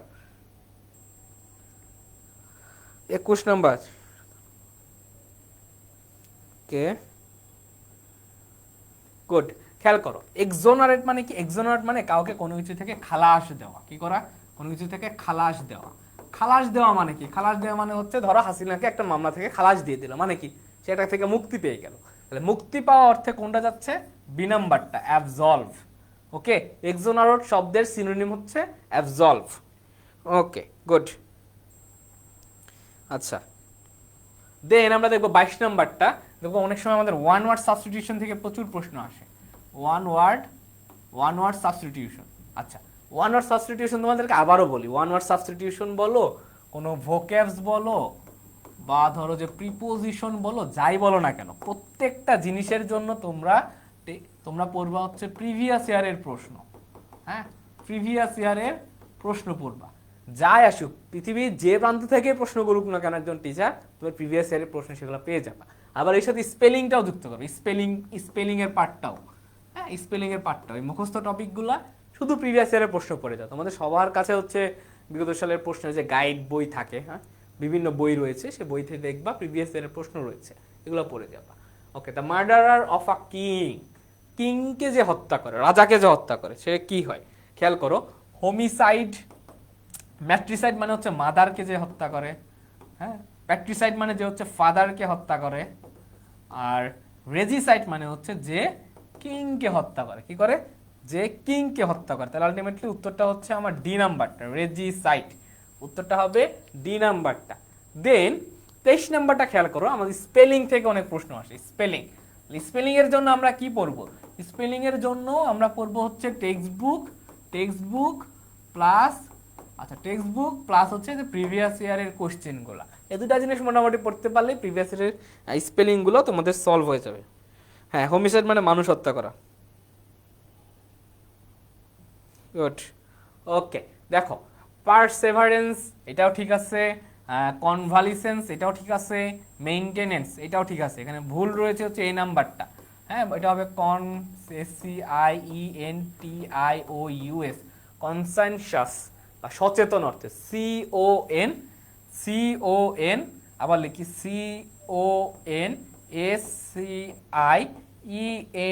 CONSCIENTIOS, conscious. ওকে, এটা উত্তরটা হবে এ নাম্বারটা। গুড, ওকে। দেন 24 নাম্বারটা দেখবো, উই মাস্ট নট বি, 24 নাম্বার বলতেছি we must not be late else we will miss the train. আচ্ছা এইটা কোন সেন্টেন্স? এটা কি কম্পাউন্ড, কমপ্লেক্স, সিম্পল নাকি ইন্টারোগেটিভ? ইন্টারোগেটিভ তো হবেই না, কারণ এখানে কোনো প্রশ্নবোধকের কোনো চিহ্ন আমরা দেখতেছি না, ইন্টারোগেটিভ হবে না। তাহলে সিম্পল, কমপ্লেক্স নাকি কম্পাউন্ড? সিম্পল সেন্টেন্সের বৈশিষ্ট্য কি? এখানে একটা ফাইনাইট ভার্ব থাকে। সিম্পল সেন্টেন্সে কি থাকে? একটা ফাইনাইট ভার্ব থাকে। আমরা এখানে দেখতে পাচ্ছি এখানে একটা ফাইনাইট ভার্ব, এখানে একটা ফাইনাইট ভার্ব, উইল মিস এটা আর একটা ফাইনাইট ভার্ব, তাহলে দুইটা ফাইনাইট ভার্ব আমরা পেয়ে গিয়েছি অলরেডি। তার মানে সিম্পলও হওয়ার কোনো সম্ভাবনা নাই, তাহলে কমপ্লেক্স হবে নাকি কম্পাউন্ড হবে। খেয়াল করো এখানে যেটা পার্থক্য করে দিয়েছে সেটা হচ্ছে এই যে কনজাংশন, এলস, আবার হচ্ছে অ্যান্ড, অর, বাট, সো তো না ইয়েট, হ্যাঁ সো না ইয়েট, এই জিনিসগুলো কি করে? এই জিনিসগুলো হচ্ছে কম্পাউন্ড সেন্টেন্স গঠন করে। এটা কি করে? কম্পাউন্ড সেন্টেন্স গঠন করে। সে অনুযায়ী 24-এর উত্তর হচ্ছে এ নাম্বারটা। ওকে, নট কমপ্লেক্স, কম্পাউন্ড। ইনকারেক্ট না দেখে সব খুঁজতেছো না। ওকে, এটা একটা কম্পাউন্ড সেন্টেন্স। আচ্ছা, তারপরে 25 নাম্বারটা, my parents don't like coffee and dash. এটা হচ্ছে আমরা জানি নেগেটিভ এগ্রিমেন্ট থেকে এসেছে। কোথা থেকে এসেছে? এটা এসেছে হচ্ছে নেগেটিভ এগ্রিমেন্ট, হ্যাঁ নেগেটিভ এগ্রিমেন্ট থেকে প্রশ্নটা এসেছে। নেগেটিভ এগ্রিমেন্টের সূত্রটা কি? সূত্রটা হচ্ছে এই যে অ্যান্ডের পরে আমাকে কি দিতে হবে? অ্যান্ডের পরে আমি আমাকে লিখতে হবে neither plus auxiliary plus subject, এইটা একটা, অথবা সাবজেক্ট প্লাস নট যুক্ত অক্সিলারি প্লাস এইদার। এই দুইটা ফরম্যাটে আমরা লিখতে পারি। কি লিখতে পারি? এই দুইটা ফরম্যাটে আমরা এটা সলভ করতে পারবো। আমাকে যদি শুরুতে নেইদার নিয়ে আসি তাহলে পরে অক্সিলারি, তারপরে সাবজেক্ট। আর শুরুতে যদি সাবজেক্ট নিয়ে আসি তাহলে তখন আমার নট যুক্ত অক্সিলারি, তারপরে এইদার। তাহলে আমরা দেখি আমার হচ্ছে এখানে কি বলছে, খেয়াল করো, আই ডু এইদার। আচ্ছা, আই সাবজেক্ট ঠিক আছে, তারপরে এইদারও ঠিক আছে, বাট দেখো নটটা এখানে নাই। ডি নাম্বার অপশনটাতে কি নাই? নটটা নাই। যদি এখানে আই ডু নট এইদার থাকতো তাহলে আমি নিতে পারতাম, তাহলে বাদ। এখানে শুধু আই দিছে, ডু দিছে, নটও নাই, এইদারও নাই, এটাও বাদ। তারপর খেয়াল করো নেইদার যুক্ত করছে, এই যে নেইদার। তাহলে আমার অপশনে যদি নেইদার থাকে তারপরে আমার কি লাগবে? তারপরে অক্সিলারি ভার্ব লাগবে, সেটা কি আছে? এখানে নাই, এখানে সাবজেক্ট রয়েছে, তাহলে এটাও বাদ। আলটিমেটলি উত্তরটা হচ্ছে এই নাম্বারটা, নেইদার ডু আই। এই যে নেইদার, এই যে অক্সিলারি ডু, আর যে সাবজেক্ট আই, তাহলে নেগেটিভ এগ্রিমেন্ট উত্তর অনুযায়ী এটা উত্তরটা হবে এ নাম্বারটা। গুড। দেন এরপরে আমরা দেখবো একটা রিটেন, কেইউসি ইউনিটে তোমাদের কেমন রিটেন আসতে পারে, আমরা সেই রিটেনটা একটু দেখি। প্রথমত দেখা যায় কি আমাদের সেন্টেন্স মেকিংটা হচ্ছে সবচেয়ে গুরুত্বপূর্ণ, প্রত্যেকটা জায়গাতে আসে। এখানে আমরা এক সেট প্রশ্ন তোমাদের জন্য দিয়েছি, ameliorate, disclose, omnipotent, flawless, humanitarian, erudite, eligible. ঠিক আছে, এই প্রশ্নগুলো দিয়ে তোমরা একটু বাক্য বানাবা। আর যখন রিটেন লিখবা, রিটেন লেখার ক্ষেত্রে কখনো আসলে এই প্রশ্ন তুলতে যাবা না, মানে এখানে অনেকে দেখা যায় কি এই প্রশ্নটাও তুলে ফেলে, দেখা যাবে না। জাস্ট এই শব্দটা খাতায় তুলবা, তুলে সমান চিহ্ন দিয়ে এখানে একটা বাক্য লিখবা, এখানে একটা বাক্য লিখবা। হ্যাঁ, মানে খুব ইজিলি, এগুলা হচ্ছে তো ছোট বাচ্চাকালের পড়া। তাহলে দেখো অ্যামিলিওরেট মানে আমরা জানি কোনো কিছু হচ্ছে প্রোগ্রেস করা, উন্নতি করা। ডিসক্লোজ মানে কোনো কিছু ওপেন করা, কোনো কিছু প্রকাশ করা, বিভিন্ন অর্থে ব্যবহার করতে হয়। ঠিক আছে, তাহলে 7টা অপশন নিয়ে তোমরা হচ্ছে বাক্য লিখবা। তারপর এখানে একটা দেখা যায় ট্রান্সলেশন আসে, অনেক সময় আমাদের ট্রান্সলেশন আসে। ট্রান্সলেশন আমাদের দুইভাবে আসতে পারে। ঠিক আছে, ট্রান্সলেশন দুইভাবে আসতে পারে। এখানে হচ্ছে একটা দেখা যাচ্ছে গল্প আকারে দিয়েছে, তোমাদের আবার দেখা যায় সেন্টেন্স আকারেও ট্রান্সলেশন আসতে পারে। কি আকারে? সেন্টেন্স আকারে। সেন্টেন্স আকারেও ট্রান্সলেশন আসতে পারে। তো সেন্টেন্স আকারে ট্রান্সলেশন আসাও যা, এটা আসাও তা। তোমাদের কাজটা কি থাকবে? তোমাদের কাজ থাকবে ভাবার্থ অনুযায়ী কোনো কিছু সলভ করা। প্রথমে বলছে সকালে ওঠা স্বাস্থ্যের পক্ষে ভালো, তাই না? Early to rise is good for health. খুবই সহজ একটা বাক্য। Walking up in the morning অথবা walking early in the morning, এটা কি হবে? Walking early in the morning. হ্যাঁ, walking early in the morning, early in the morning is good for health. যে ছেলে সকালে ওঠে সে সকালের বিশুদ্ধ বায়ু উপভোগ করতে পারে। তাহলে বিশুদ্ধ মানে কি? বিশুদ্ধ মানে আমরা জানি ফ্রেশ এয়ার। বিশুদ্ধ মানে হচ্ছে কি? Fresh air. উপভোগ করতে পারে মানে কি? উপভোগ করতে মানে ফিল করতে পারে। তাহলে ট্রান্সলেশনটা যখন আসবে জাস্ট ভাবার্থ লেখার চেষ্টা করো, ভাবার্থ লিখে দিতে পারলে মোটামুটি ট্রান্সলেশনটা চলে আসে। তারপরে তোমাদের জন্য এখানে একটা প্যারাগ্রাফ রয়েছে, ইম্পর্টেন্স অফ মেডিটেশন। এবং প্যারাগ্রাফের ক্ষেত্রে দেখা যায় গত বছরও টেক্সট বইয়ের প্যারাগ্রাফ এসেছিল, এই বছরও কিন্তু টেক্সট বইয়ের প্যারাগ্রাফই আসতে পারে।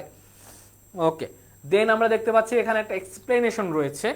এক্সপ্লেনেশন যখন আসবে, যদি তোমার টেক্সট বইয়ের কোনো লাইন আসে, খেয়াল করবা, এক্সপ্লেনেশনে যদি টেক্সট বুকের কোনো লাইন আসে অবশ্যই তোমাকে সেখানে রেফারেন্স দিতে হবে। কি দিতে হবে? রেফারেন্স দিতে হবে, যে this line has been taken from the poem of dream, the poem of school বয়, এরকম একটা রেফারেন্স তোমাকে দিতে হবে। আর যদি র্যান্ডমলি কোনো একটা প্রবাদ বাক্য দিয়ে দেয়, all that glitters is not gold, তাহলে কি করবা? তাহলে ডিরেক্ট উত্তর লেখার চেষ্টা করবা। অনেকে দেখা যায় কি প্রশ্নে এইটাও তুলে রাখে, মানে উত্তরে এটাও তুলে দেয় না। উত্তরে কখনো প্রশ্ন তোলার চেষ্টা করবে না, ডিরেক্ট উত্তর লিখে দিবা, যেটা মানে আসলে কি বোঝায়। All that glitters is not gold মানে চকচক করলেই সোনা হয় না, এটা তারা কি বোঝায়, ডিরেক্ট এটা লিখে দিবা। হ্যাঁ, প্রবাদ বাক্যের অর্থটা। ওকে, দেন আমরা একটু দেখবো সেট 2, খুলনা ইউনিভার্সিটি সি ইউনিটের সেট 2 প্রশ্নটা আমরা দেখার চেষ্টা করব। সেট 2 আমরা আরেকটা এমসিকিউ, এক নাম্বারটা এমসিকিউ, খেয়াল করো। Dash is the first step to building a trust. Okay, মানে বিশ্বাস স্থাপন করা বা বিশ্বাস তৈরি করার প্রথম স্টেপটা কি? আচ্ছা, through create friendship, by creating friendship, to create a friendships, নাকি ক্রিয়েটিং ফ্রেন্ডশিপ? কি হবে? এর উত্তরটা কি হবে? আমরা আগে দেখি, খেয়াল করো। থ্রো হচ্ছে থ্রো এগুলার পরে ভার্বের সাথে আইএনজি বসে, এটা বাদ। তারপরে খেয়াল করো, টু এর পরে কি বসে? V1 বসে, তার মানে এটাও বাদ। এখন বি নিব নাকি ডি নিব? খুব ভালোভাবে বলো, বি নিব নাকি ডি নিব? একে খেয়াল করো, বাই ক্রিয়েটিং নিতে পারতাম যদি বাক্যটা এমন থাকতো, by creating a friendship we can, হ্যাঁ, we can, by creating a friendship it is the first step. পরে যদি একটা সাবজেক্ট থাকতো তাহলে আমি দিতে পারতাম, বাট সেই সাবজেক্ট এখানে নাই, এটা বাদ। আর আমি উত্তরটা হচ্ছে ডি নাম্বারটাতে, ক্রিয়েটিং আ ফ্রেন্ডশিপ, অর্থাৎ একটা জিরান্ড লাগবে এখানে, তাই না? সাবজেক্ট পজিশনে আমার একটা জিরান্ড বসতে পারে। Creating a friendship is the first step to building a trust. Good. একদম হচ্ছে এই ইউনিটে এক্সাম দেবো, একটু সাজেশন দেন। এই ইউনিটে এক্সাম দিবা, সাজেশন আর কি, প্রস্তুতি তো নিশ্চয়ই। হ্যাঁ, বাংলা ইংরেজি সাধারণ কিন্তু ধুমধাম দাগায় দিয়ে আসবা, লিখে আসবা, যা পরীক্ষা আসবে। ওকে, বিগত সালের প্রশ্নগুলো একটু দেখো কিভাবে প্রশ্ন আসছে। 2 নাম্বারটা, which Literary device used in your admission exam is knocking at the door. তোমার অ্যাডমিশন এক্সাম কি করতেছে? দরজায় খটখট করতেছে। এটা আসলে কোন পার্টস অফ স্পিচ? এটা কি পার্সনিফিকেশন, হাইপারবোল, সিমিলি, নাকি metaphor? A B C D, কি হবে উত্তর? 2 নাম্বার উত্তর কি হবে? দেখি 2 নাম্বারটার উত্তর কি হবে। 2 এর একজন মেহেরুন নেসা বলছো এ, আচ্ছা খেয়াল করো, যখন আমরা দেখবো মানুষের কোনো কাজ, দেখো নক করা, দরজায় নক করা কার কাজ? এটা একটা মানুষের কাজ, কিন্তু এখানে করতেছে কে? করতেছে কোনো একটা জীব, হ্যাঁ, বা করতেছে হচ্ছে মানুষ না, হ্যাঁ, মানুষহীন কোনো একটা কাজ করতেছে, ইনহিউম্যান কোনো একটা বিং। মানে মানুষের কাজ যখন অন্য কেউ করবে, মানুষ ভিন্ন অন্য কেউ করবে, তখন সেটাকে কি বলে? তখন সেটাকে বলে পার্সোনিফিকেশন। তাহলে উত্তরটা হবে কি? উত্তরটা হবে এ নাম্বারটা। ওকে, তোমরা যারা এ বলেছো উত্তরটা হবে এ। গুড। দেন 3 নাম্বারে দেখো, do or die is an example of dash.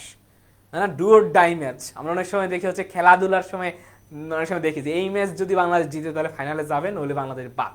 Do or die, হ্যাঁ, বা তোমাদের যাদের হচ্ছে সেকেন্ড টাইমার, যাদের হচ্ছে লাস্ট অ্যাডমিশন, এটা হচ্ছে তোমাদের জন্য ডু অর ডাই একটা প্রসেস, তাই না? হয় এবার যদি চান্স পাবা, না হলে কিন্তু আর চান্স পাওয়ার কোনো সম্ভাবনা নাই।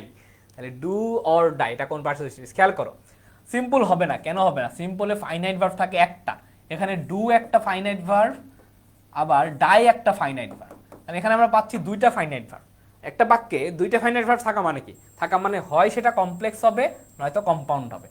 এখন কমপ্লেক্স হবে নাকি কম্পাউন্ড হবে সেটা ডিপেন্ড করে কার উপরে? সেটা ডিপেন্ড করে কনজাংশনের উপরে। এখানে খেয়াল করো, অর রয়েছে, অর, অ্যান্ড, তারপর হচ্ছে বাট, এলস, ইয়েট, এগুলো যখন একটা বাক্যে থাকবে, সেই বাক্যটাকে বলা হবে, সেই বাক্যটাকে বলা হবে কি? সেই বাক্যটাকে বলা হচ্ছে কম্পাউন্ড সেন্টেন্স। তাহলে উত্তরটা হবে সি নাম্বারটা, 3-এর উত্তর হবে সি। গুড। দেন 4 নাম্বারটা, it's raining outside, it's raining outside, the ground dash wet. মানে বলতেছে আউটসাইডে বৃষ্টি হচ্ছে, এখন ঘাস ভেজা। এখন এই মাঝখানটাতে কি বলবে? Must be, might be, may be, নাকি শুড বি? খেয়াল কর, মাস্ট বি কোন অর্থে ব্যবহার করা হয়? মাস্ট বি ব্যবহার করা হয় হচ্ছে অবশ্যই অর্থে। মাস্ট বি ব্যবহার করা হয়, মাস্ট বি ব্যবহার করা হয় অবশ্যই অর্থে। আচ্ছা, মাইট বি ব্যবহার করা হয় হচ্ছে কি? মনে হওয়া অর্থে, মনে হওয়া, হ্যাঁ, মনে হয়। মেবিও হচ্ছে মনে হয়। শুড বি মানে কি? শুড বি মানে হচ্ছে একটা উচিত অর্থে, উচিত অর্থে। তো বাইরে বৃষ্টি হচ্ছে, ঘাস ভেজা উচিত নাকি ঘাস অবশ্যই ভেজা? কোনটা আমার মিনিংফুল উত্তর দিচ্ছে? মিনিংফুল উত্তরটা আমাকে কি দিচ্ছে? মাস্ট বি, শুড বি, নাকি মেবি? যদি বৃষ্টি হয় তাহলে তো ঘাস ভেজাই থাকবে, তাই না? বৃষ্টি হলে তো ঘাস ভেজাই থাকবে, এটা হচ্ছে একটা মিনিংফুল সেন্টেন্স। তাহলে উত্তরটা হবে কি? মাস্ট বি, অবশ্যই। এরকম যখন একটা কি পাবা, অবশ্যই অর্থ প্রকাশ করবে, অবশ্যই অর্থ প্রকাশ করবে, তখন তোমাকে দিতে হবে মাস্ট, তখন তোমাকে মাস্টের ব্যবহার করতে হবে, মাস্ট বি ওয়েট। ওকে, ওকে, 4-এর উত্তরটা হবে এ নাম্বারটা। গুড, নাকি বলছো? আচ্ছা, অবশ্যই ভেজা। গুড। দেন 5 নাম্বারটা, which of the following words means a female spirit? A female spirit বলতে কাকে বোঝায়? এটা কি গোস্ট, বানশি, প্যান্থম, নাকি গোবলিন? এটা কিন্তু আমাদের টেক্সট বইতে, এটা দেখবা, এটা হচ্ছে আমাদের টেক্সট বইয়ের, এটা আমাদের টেক্সট বুকের অ্যালন নামে যে কবিতাটা রয়েছে। কি কবিতা?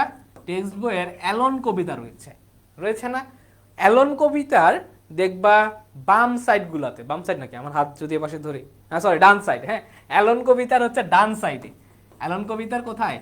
ডান সাইডে দেখবা এরকম বক্স করে কিছু ব্যাখ্যা দেওয়া রয়েছে। অ্যালন কবিতাটা খুলবা, খুলে দেখবা ডান সাইড গুলাতে বক্স করে কিছু ব্যাখ্যা রয়েছে। সেই ব্যাখ্যাতে এই জিনিসটা পাবা, এই ফিমেল স্পিরিট বলতে কাকে বোঝায়। উত্তরটা কি হবে? বানশি। গুড। ফিমেল স্পিরিটটা হচ্ছে ওই বাক্যে বা ওই কবিতাটা হচ্ছে একটা বানশিকে রিপ্রেজেন্ট করে, শাকচুন্নি টাইপের। ওকে, মায়া অ্যাংলোর লেখা। গুড। 6 নাম্বারটা খেয়াল করো, which of the following poem includes the phrase ড্রেয়ারি shower? আচ্ছা, বলছে এই ড্রেয়ারি শাওয়ার শব্দটা কোন কবিতাতে রয়েছে? হ্যাঁ, কবিতা যখন পড়বা এমনভাবে পড়বা যেন একটা শব্দ বললে তুমি ধরতে পারো এই শব্দটা অমুক কবিতাতে রয়েছে। ওকে, তাহলে ড্রেয়ারি শাওয়ার কবি, এই যে লাইনটা, এই যে ফ্রেজটা, এটা কোথায়? এটা কি ড্রিমে রয়েছে, দ্য স্কুল বয় রয়েছে, অ্যালোনে রয়েছে, নাকি টাইগারে রয়েছে? কি হবে? এটার উত্তরটা কি হইতে পারে? আচ্ছা, গুড। দেখো, ড্রিম কবিতা আমরা জানি হচ্ছে দুইটা ড্রিমস রয়েছে তোমাদের, একটা হচ্ছে ল্যাংস্টন হিউজেস আর হচ্ছে ডিএস লরেন্সের। আবার দেখা যায় টাইগার কবিতা রয়েছে হচ্ছে উইলিয়াম ব্লেকের, অ্যালন রয়েছে মায়া অ্যাংলোর, আর দ্য স্কুল বয়, এটা উত্তরটা হবে কি?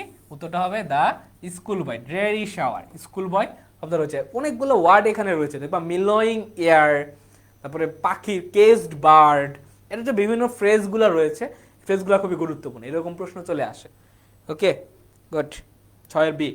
দেন 7 number, who said you are just your intelligence.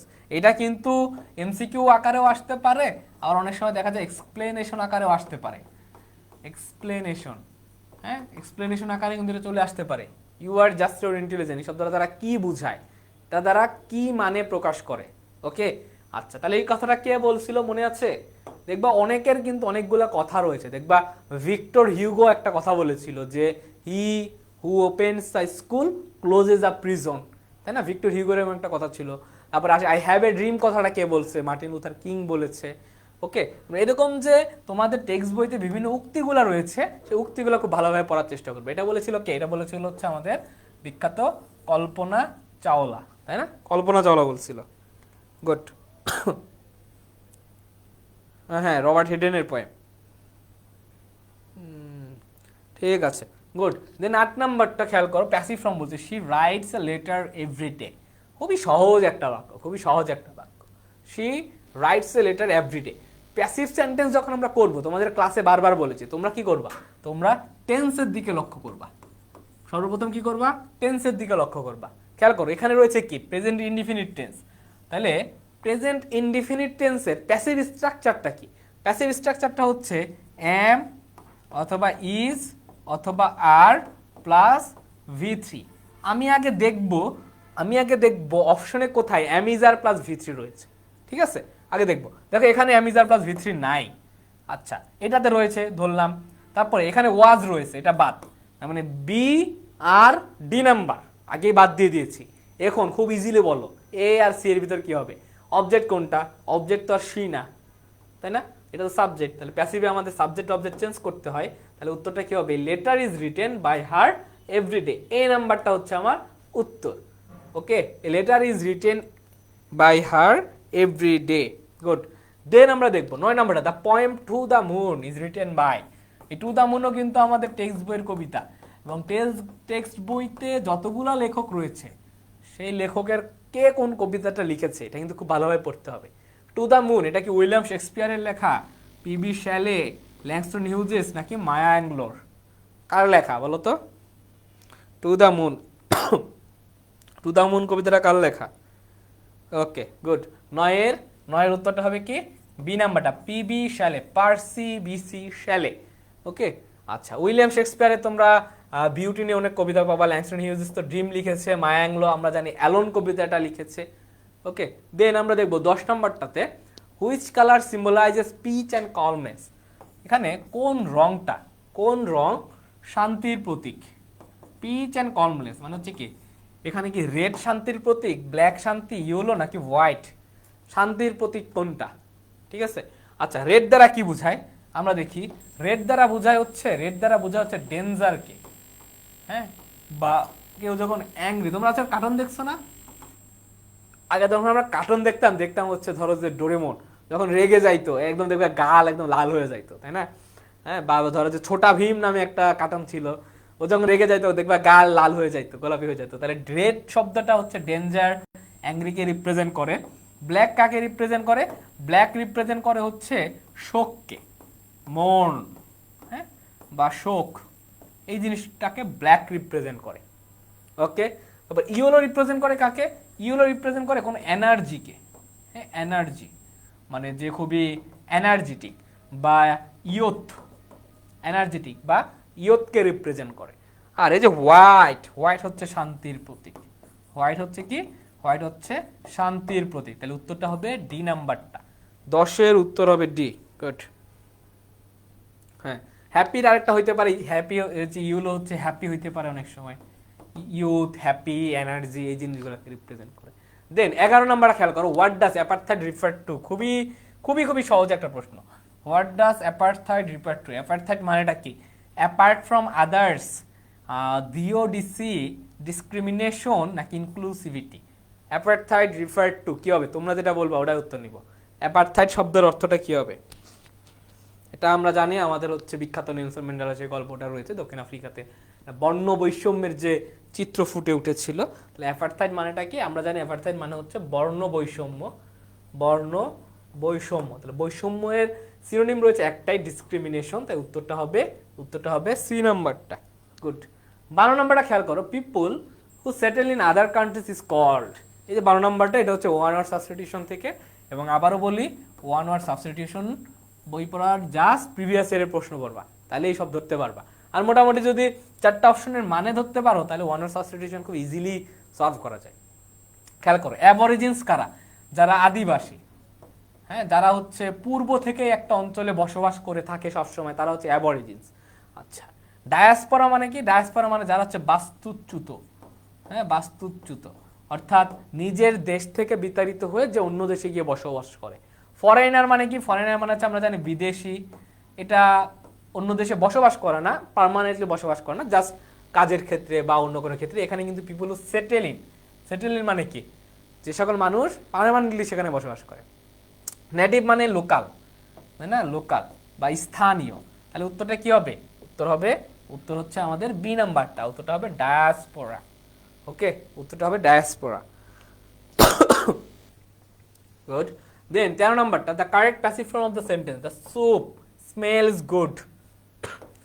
The soup smells good, কি হবে এটা?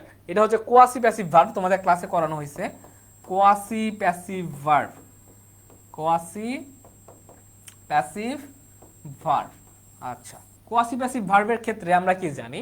আমরা জানি আমাদের যেটা করতে হবে, প্রথমে সাবজেক্ট, তারপরে একটা অক্সিলারি ভার্ব, তারপরে আমাকে অ্যাডজেক্টিভ আনতে হবে, তারপরে কি করতে হবে? একটা হোয়েন আনতে হবে, তারপরে ইট ইজ প্লাস V3। ওকে, সে অনুযায়ী খেয়াল করো, আমাকে লিখতে হবে কি? দ্য স্যুপ ইজ, অ্যাডজেক্টিভটা কি? অ্যাডজেক্টিভ হচ্ছে good. The soup is good when, when আনতে হবে, when it is plus V3।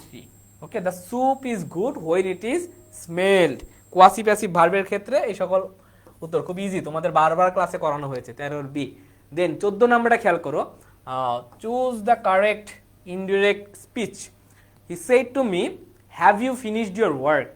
আচ্ছা, have you finished your work, আমরা ভয়েস আসুক বা ন্যারেশন আসুক, যেটাই আসুক, আমাদের কাজ আগে টেন্সের দিকে খেয়াল করা। দেখো, আমরা জানি কি, ন্যারেশনে যদি আমাদের প্রেজেন্ট পারফেক্ট টেন্স থাকে, ন্যারেশনে যদি কি থাকে? প্রেজেন্ট পারফেক্ট টেন্স থাকে, সেটা রূপান্তর হয়ে কি হবে? সেটা রূপান্তর হয়ে পাস্ট পারফেক্ট হবে, তাই না? সেটা রূপান্তর হয়ে কি হবে? সেটা রূপান্তর হয়ে পাস্ট পারফেক্ট। ওকে, আগে আমরা দেখব অপশনের কোথায় কোথায় পাস্ট পারফেক্ট টেন্স আছে। ওকে, আচ্ছা, খেয়াল করো, এখানে কোনো পাস্ট পারফেক্ট টেন্স নাই, বাদ। এখানে আছে, আচ্ছা ধরলাম। আচ্ছা, তারপর দেখতে পাচ্ছি অপশন এ তে পাস্ট পারফেক্ট টেন্স নাই, বাদ। এবার বলো, বি হবে নাকি সি হবে? বি হবে নাকি সি হবে? আচ্ছা, আমরা জানি অক্সিলারি ভার্ব দ্বারা যখন শুরু হয় তখন আমরা ইফ অথবা ওয়েদার ব্যবহার করতে পারি, তাই না? ইফ অথবা ওয়েদার ব্যবহার করতে পারি। তাহলে আমরা দেখতে পাচ্ছি এখানে টোল্ড হবে না, প্রশ্নবোধক বাক্যের ক্ষেত্রে আমরা জানি আস্কড ব্যবহার করতে হয়, তাহলে এটাও বাদ। আলটিমেটলি উত্তরটা হচ্ছে B number, he asked me whether I had finished my homework. Okay, then 15 নাম্বারটা খেয়াল করো, 15 নম্বরটা আমাদের বইয়ের একটা লাইন, এটাও আমাদের টেক্সট বইয়ের একটা লাইন। এখানে বলছে, এই যে বাক্যটা, নট ফর নাথিং, এই যে বাক্যটা, not for nothing is it said that the other name of water is life. পানির অপর নাম জীবন, এটা বলতে কোনো দ্বিধা হয় না, তাই না? এরকম একটা অর্থ প্রকাশ করতেছে। তাহলে নট ফর নাথিং, এই ফেজটার মানে কি? এটা কি, এই যে পানির অপর নাম জীবন, এটা কি কোনো আনএক্সপেক্টেড ঘটনা? না। আবার পানির অপর নাম যে জীবন, এটা কি অ্যাক্সিডেন্টাল কোনো ঘটনা? না। পানির অপর নাম জীবন, এটা কি কোনো শকিং ঘটনা? না। পানির অপর নাম জীবন, এটা অবশ্যম্ভাবী ঘটনা, এটা অবশ্যই ঘটবে। সে অনুযায়ী কি হবে? নট ফর নাথিং মানে কি? মানেটা হচ্ছে অফকোর্স, অর্থাৎ of course the name of water is life. Okay, তাহলে উত্তরটা হবে 15 সি নাম্বারটা। গুড। হ্যাঁ, এটা হচ্ছে ওয়াটার এভরিওয়্যার, আমাদের টেক্সট বইয়ের একটা পার্ট। দেন 16 নাম্বারটা অ্যানালজি থেকে একটা প্রশ্ন আসছে, অ্যানালজি থেকে আসছে। আমরা যখন অ্যানালজি সলভ করব, আমাদের কাজ কি? আমাদের কাজ হচ্ছে এই দুটার ভিতর সম্পর্কটা প্রকাশ করা। এই দুটার ভিতর সম্পর্ক কি? দেখো, ব্রেভ মানে কি? যে ব্রেভ মানে যে খুব সাহসী, তাই না? আর কাওয়ার্ডলি মানে কি? যে হচ্ছে খুব ভীতু। এই দুইটার ভিতর সম্পর্ক কেমন? সম্পর্কটা হচ্ছে নেগেটিভ, অপোজিট সম্পর্ক, তাই না? অপোজিট। এই দুইটার ভিতরে সম্পর্কটা হচ্ছে অপোজিট, মানে একে অপরের বিপরীত সম্পর্ক প্রকাশ পাচ্ছে। তাহলে এই যে অপশন, এই অপশনটাতেও আমরা দেখব কোথায় কোথায় বিপরীত অর্থ প্রকাশ পাচ্ছে। দেখো, লাউড মানেও যা, নয়েজি মানেও তা, দুইটাই উচ্চ শব্দকে রিপ্রেজেন্ট করে, তার মানে এগুলো হচ্ছে সিনোনিম, এটা হচ্ছে না। আচ্ছা, তারপরে দেখো, স্মার্ট যিনি, ইন্টেলিজেন্টও কিন্তু তিনি হয়। স্মার্ট বলতে কিন্তু দেখতে সুন্দর সেই স্মার্ট না, যে হচ্ছে সব দিক থেকে সুন্দর সে হচ্ছে স্মার্ট হয়, পড়াশোনা, হ্যাঁ, বা বিভিন্ন এক্সট্রা অ্যাক্টিভিটিস সব দিক থেকে যে স্মার্ট তাকেই বলে আমরা ইন্টেলিজেন্ট, এটাও সিনোনিম। আবার টল মানেও লম্বা, হাই মানেও লম্বা, এটাও সিনোনিম, হচ্ছে না। তাহলে আলটিমেটলি উত্তরটা হচ্ছে কি, সি নাম্বারটা, অনেস্ট ডিসঅনেস্ট, এটাও অপোজিট অর্থ প্রকাশ করতেছে। তাহলে উত্তর হবে 16, উত্তর হবে সি। গুড। দেন 17 নাম্বারটা, which town name is included in the old man at the bridge by Ernest Hemingway. দেখো, এটা কিন্তু প্রশ্নটা দুই ধরনের আসতে পারে the old man at the bridge এটা কে লিখেছে, the old man at the bridge এটা কে লিখেছে, এটা লিখেছে হচ্ছে আর্নেস্ট হ্যামিংওয়ে, এটা একটা প্রশ্ন আসতে পারতো। আর আমি দিয়েছি যেটা, সেটা হচ্ছে আর্নেস্ট হ্যামিংওয়ের যে লেখাটা, এই লেখাটাতে নিচের কোন শহরের নাম উল্লেখ রয়েছে, এটাকে সান্তিয়াগো, সান কার্লোস, রাজশাহী নাকি সাথিয়া, কি হবে? 17 নম্বর। গুড, নাকি উত্তর দিচ্ছ? 17 নম্বরটার উত্তর হবে আমাদের বি নাম্বারটা, সান কার্লোস নামক একটা টাউনের নাম আমরা এইখানে পেয়ে থাকি, যে টাউনকে ঘিরেই আমাদের এই গল্পটা রচিত হয়েছে। ওকে। 18 নাম্বারটা খেয়াল করো, what is the antonym of the word lacuna. আচ্ছা, ল্যাকুনা শব্দের অ্যান্টোনিমটা কি হবে? হ্যাঁ, দেখো, এই যে ল্যাকুনা শব্দ, দেখো আমরা কিন্তু দেখা যায় কি যে অপশনগুলো থাকে, হ্যাঁ, অপশনগুলার মানে সবাই জানে, তাই না? অপশনগুলোর মানে কিন্তু সবাই জানে, তো মূল যে শব্দটা দেওয়া থাকে, এই মূল শব্দের মানেটা কিন্তু আমরা জানি না, ম্যাক্সিমাম ক্ষেত্রে এটাই ঘটে, সেজন্য আমরা উত্তরটা করতে পারি না। তো এইগুলোর ক্ষেত্রে চেষ্টা করবা একটু প্রিভিয়াস এর প্রশ্নটা ভালো মতো পড়ার। ওকে, তাহলে খেয়াল করো ল্যাকুনা মানে কি আমরা পরে দেখতেছি, ল্যাকুনা মানে পরে দেখতেছি, অপশনগুলো দেখি। অপশন ফুলনেস মানে তো আমরা জানি পরিপূর্ণ, ফুলনেস মানে হচ্ছে পরিপূর্ণ। গ্যাপ মানে আমরা জানি একটা শূন্য স্থান, হ্যাঁ, শূন্য স্থান। প্লেন্টি মানে হচ্ছে প্রচুর বোঝায়, প্রচুর। ব্ল্যাঙ্ক মানে হচ্ছে শূন্য স্থানকে রিপ্রেজেন্ট করে। ওকে, আচ্ছা, এইবার ল্যাকুনা মানে কি? ল্যাকুনা মানে বোঝায় হচ্ছে শূন্য স্থান। হ্যাঁ, ল্যাকুনা মানে কি? ল্যাকুনা মানে হচ্ছে কোনো একটা শূন্য স্থানকে রিপ্রেজেন্ট করে। শূন্য স্থানের বিপরীত কি? আমরা হচ্ছে শূন্য স্থান ফিল আপ করি। তাহলে আমাদের প্রশ্ন আসে যে ফিল আপ দ্য গ্যাপ, হ্যাঁ, ফিল ইন দ্য গ্যাপ আমাদের আসে, ফিল ইন দ্য গ্যাপ। তাহলে গ্যাপটা ফিল করি, তাহলে কি হবে উত্তর? ফুলনেস। উত্তরটা হবে 18 এ। গুড। আচ্ছা, দেন খেয়াল করো 19 নম্বরটা বলছে কোনটা গ্রামাটিক্যালি ইনকারেক্ট, কন্ডিশনাল সেন্টেন্স। এটা যদি না পারো তোমার ভর্তি পরীক্ষা দেওয়াই উচিত না। কন্ডিশনাল সেন্টেন্স যদি না পারো তোমার ভর্তি পরীক্ষা দেওয়াই উচিত না। এটা কি হবে বলো? ইফ আই হ্যাড স্টাডিড, এখানে কোনটা ভুল রয়েছে আমরা খেয়াল করি। আমরা দেখতে পাচ্ছি if I had studied, third conditional, ইফযুক্ত ক্লজ যদি পাস্ট পারফেক্টে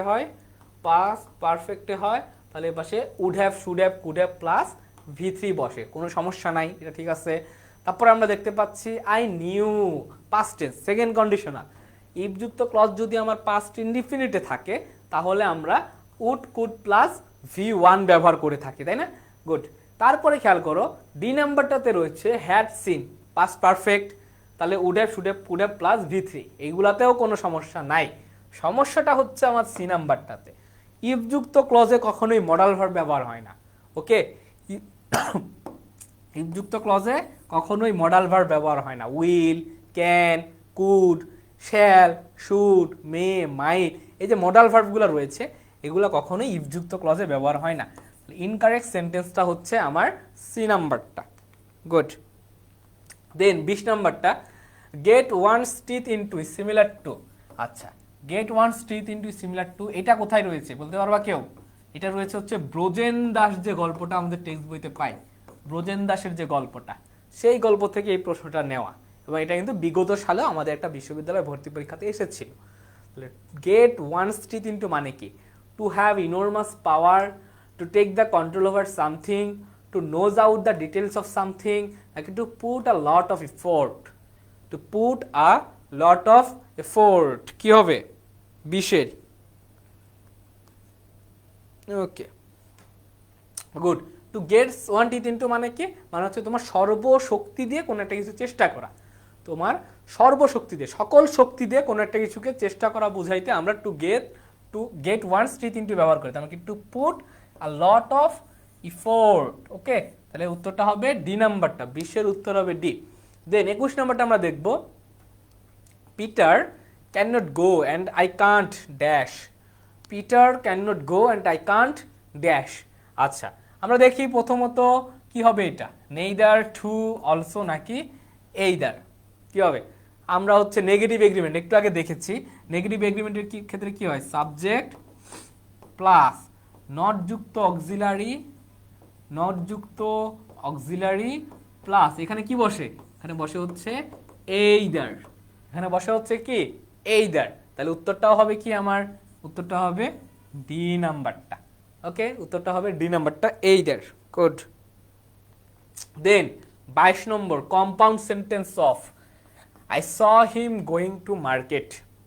এটা একটা সিম্পল সেন্টেন্সে রয়েছে, তাই না? যেহেতু আমার ফাইনাইট ভার্ব একটা, এই সিম্পল সেন্টেন্সটাকে আমার কি করতে হবে, কম্পাউন্ডে রূপান্তর করতে হবে। কম্পাউন্ডে রূপান্তর করার শর্তটা কি? শর্তটা হচ্ছে তোমাকে দুইটা ফাইনাইট ভার্ব লাগবে। আগে আমি অপশন থেকে দেখি কোথায় কোথায় দুইটা ফাইনাইট ভার্ব রয়েছে। ওকে, দেখা যাচ্ছে এখানে এখানে স একটা ফাইনাইট ভার্ব, এখানে আর কোনো ফাইনাইট ভার্ব নাই। টু গো তো নন ফাইনাইট ইনফিনিট, এটা আমার বাদ। আচ্ছা, তারপরে খেয়াল করি আর কোথাও ফাইনাইট ভার্ব রয়েছে, বাকি সবগুলোতে ফাইনাইট ভার্ব রয়েছে। এখন বলো, কম্পাউন্ড সেন্টেন্সে আমরা কি হুইচ ব্যবহার করি? হুইচ এবং হু এগুলা ব্যবহার করা হয় হচ্ছে কমপ্লেক্স সেন্টেন্সে, তাই না? হুইচ, হু, হোয়াট অর্থাৎ ডাব্লিউএইচ ওয়ার্ডগুলো কমপ্লেক্স সেন্টেন্সে ব্যবহার করা হয়, কম্পাউন্ড সেন্টেন্সে না। তাহলে কিন্তু আমার ডি নাম্বারটাও বাদ, বি নাম্বারটাও বাদ। আলটিমেটলি উত্তর কি হচ্ছে? উত্তরটা হচ্ছে এ নাম্বারটা, I saw him and he was going to market. Good, বেশি রে। 23 নম্বর, চুজ দ্য কারেক্ট স্পেলিং। স্পেলিংটা কি হবে বলো তো? হাইজিন, হাইজিন, হাইজিন, হাইজিন, সবগুলোতে হাইজিনে উচ্চারণ হচ্ছে, তো কোনটা সঠিক? কোনটা সঠিক? 23 নাম্বারটা, 23 নাম্বারটা উত্তর কি? হাইজিন। তারপর অনেক সময় দেখা যায় ফরেইনার, এই স্পেলিংগুলো কিন্তু অনেকটা কনফিউজিং। ওকে, এগুলো একটু ভালো মতো দেখে যাবা, যেগুলো একটু কনফিউজিং লাগে তোমার কাছে, কি হবে বলো? ওকে, তার মানে এটা উত্তরটা হচ্ছে আমার কি? উত্তরটা হচ্ছে এ নাম্বারটা, H Y G I E N E, hygiene. Okay, 23-এর উত্তর হচ্ছে A, not D, not D. 23-এর উত্তর হবে এ। দেন 24 নাম্বারটা কি হবে? 24 নাম্বার, the synonym of cryptic, the synonym of cryptic. এটা কি মিজারিয়াস, এটা কি ওপেন, এনলাইটেন্ড নাকি থটফুল? কি হবে? মিজারিয়াস, ওপেন, এনলাইটেড নাকি থটফুল? মিজারিয়াস মানে আমরা জানি রহস্যময়, মিজারিয়াস মানে আমরা জানি কি, আমরা জানি রহস্যময়।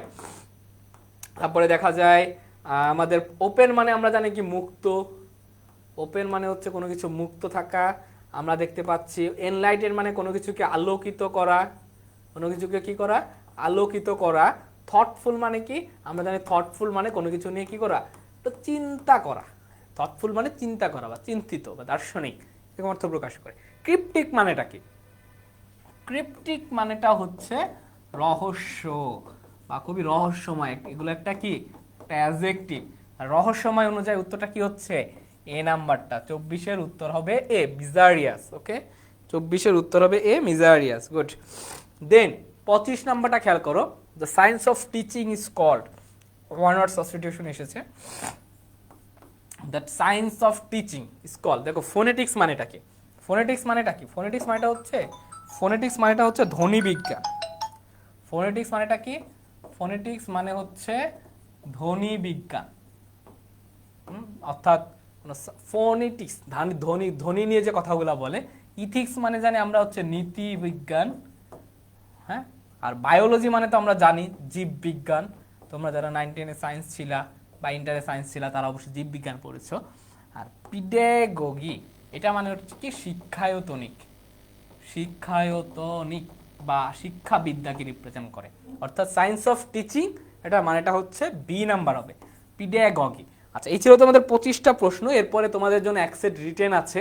এখানে দেখতে পাচ্ছ 7টা reconcile, apathy, philanthropy, dissent, segregation, phosphorescent, guerrilla, এগুলা নিয়ে তোমরা চেষ্টা করবা বাসায় এগুলো একটু সলভ করে কমেন্ট সেকশনে দিবা। আবার এখানে দেখবা একটা ট্রান্সলেশন রয়েছে, ট্রান্সলেশন 16 ডিসেম্বর নিয়ে, যেহেতু আজকের দিন 16 ডিসেম্বর, আজকে 16 ডিসেম্বর ট্রান্সলেশন একটা এসেছে। তারপরে এখানে একটা প্যারাগ্রাফ রয়েছে তোমাদের জন্য, ট্যুরিস্ট সাইটস অফ বাংলাদেশ। তো ট্যুরিস্ট সাইটস অফ বাংলাদেশ নিয়ে যখন হচ্ছে প্যারাগ্রাফ লিখবা, তখন চেষ্টা করবা ট্যুরিস্ট সাইটস কোনগুলা কোথায় রয়েছে এইগুলা বেশি এমফাসাইজ করার। অ্যাডভান্টেজেস বা ডিসঅ্যাডভান্টেজেস এগুলো না লিখলেও চলবে, জাস্ট কোন সাইটগুলো বেশি রয়েছে এগুলো একটু দেখবা। দেন এখানে রয়েছে একটা এক্সপ্লেনেশন, এটাও একটা প্রবাদ বাক্য যে এমটি ভ্যাসেল সাউন্ডস মাচ, অর্থাৎ যে খালি পাত্র বাজে বেশি, তাই না?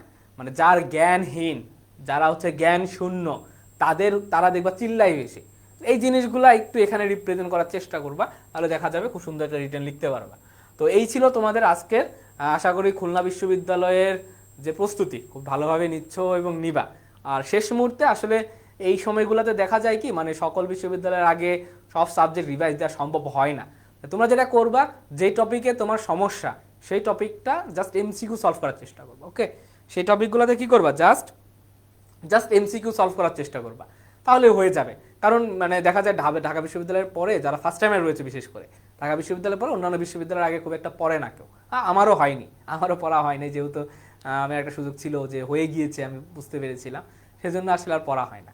এই টাইমটাতে যারা সাজেশন চাও, সাজেশনের কিছু নাই, সব বিশ্ববিদ্যালয়ের সেম টপিক, সেম প্রশ্ন করবে, কোনো চিন্তার কিছু নাই।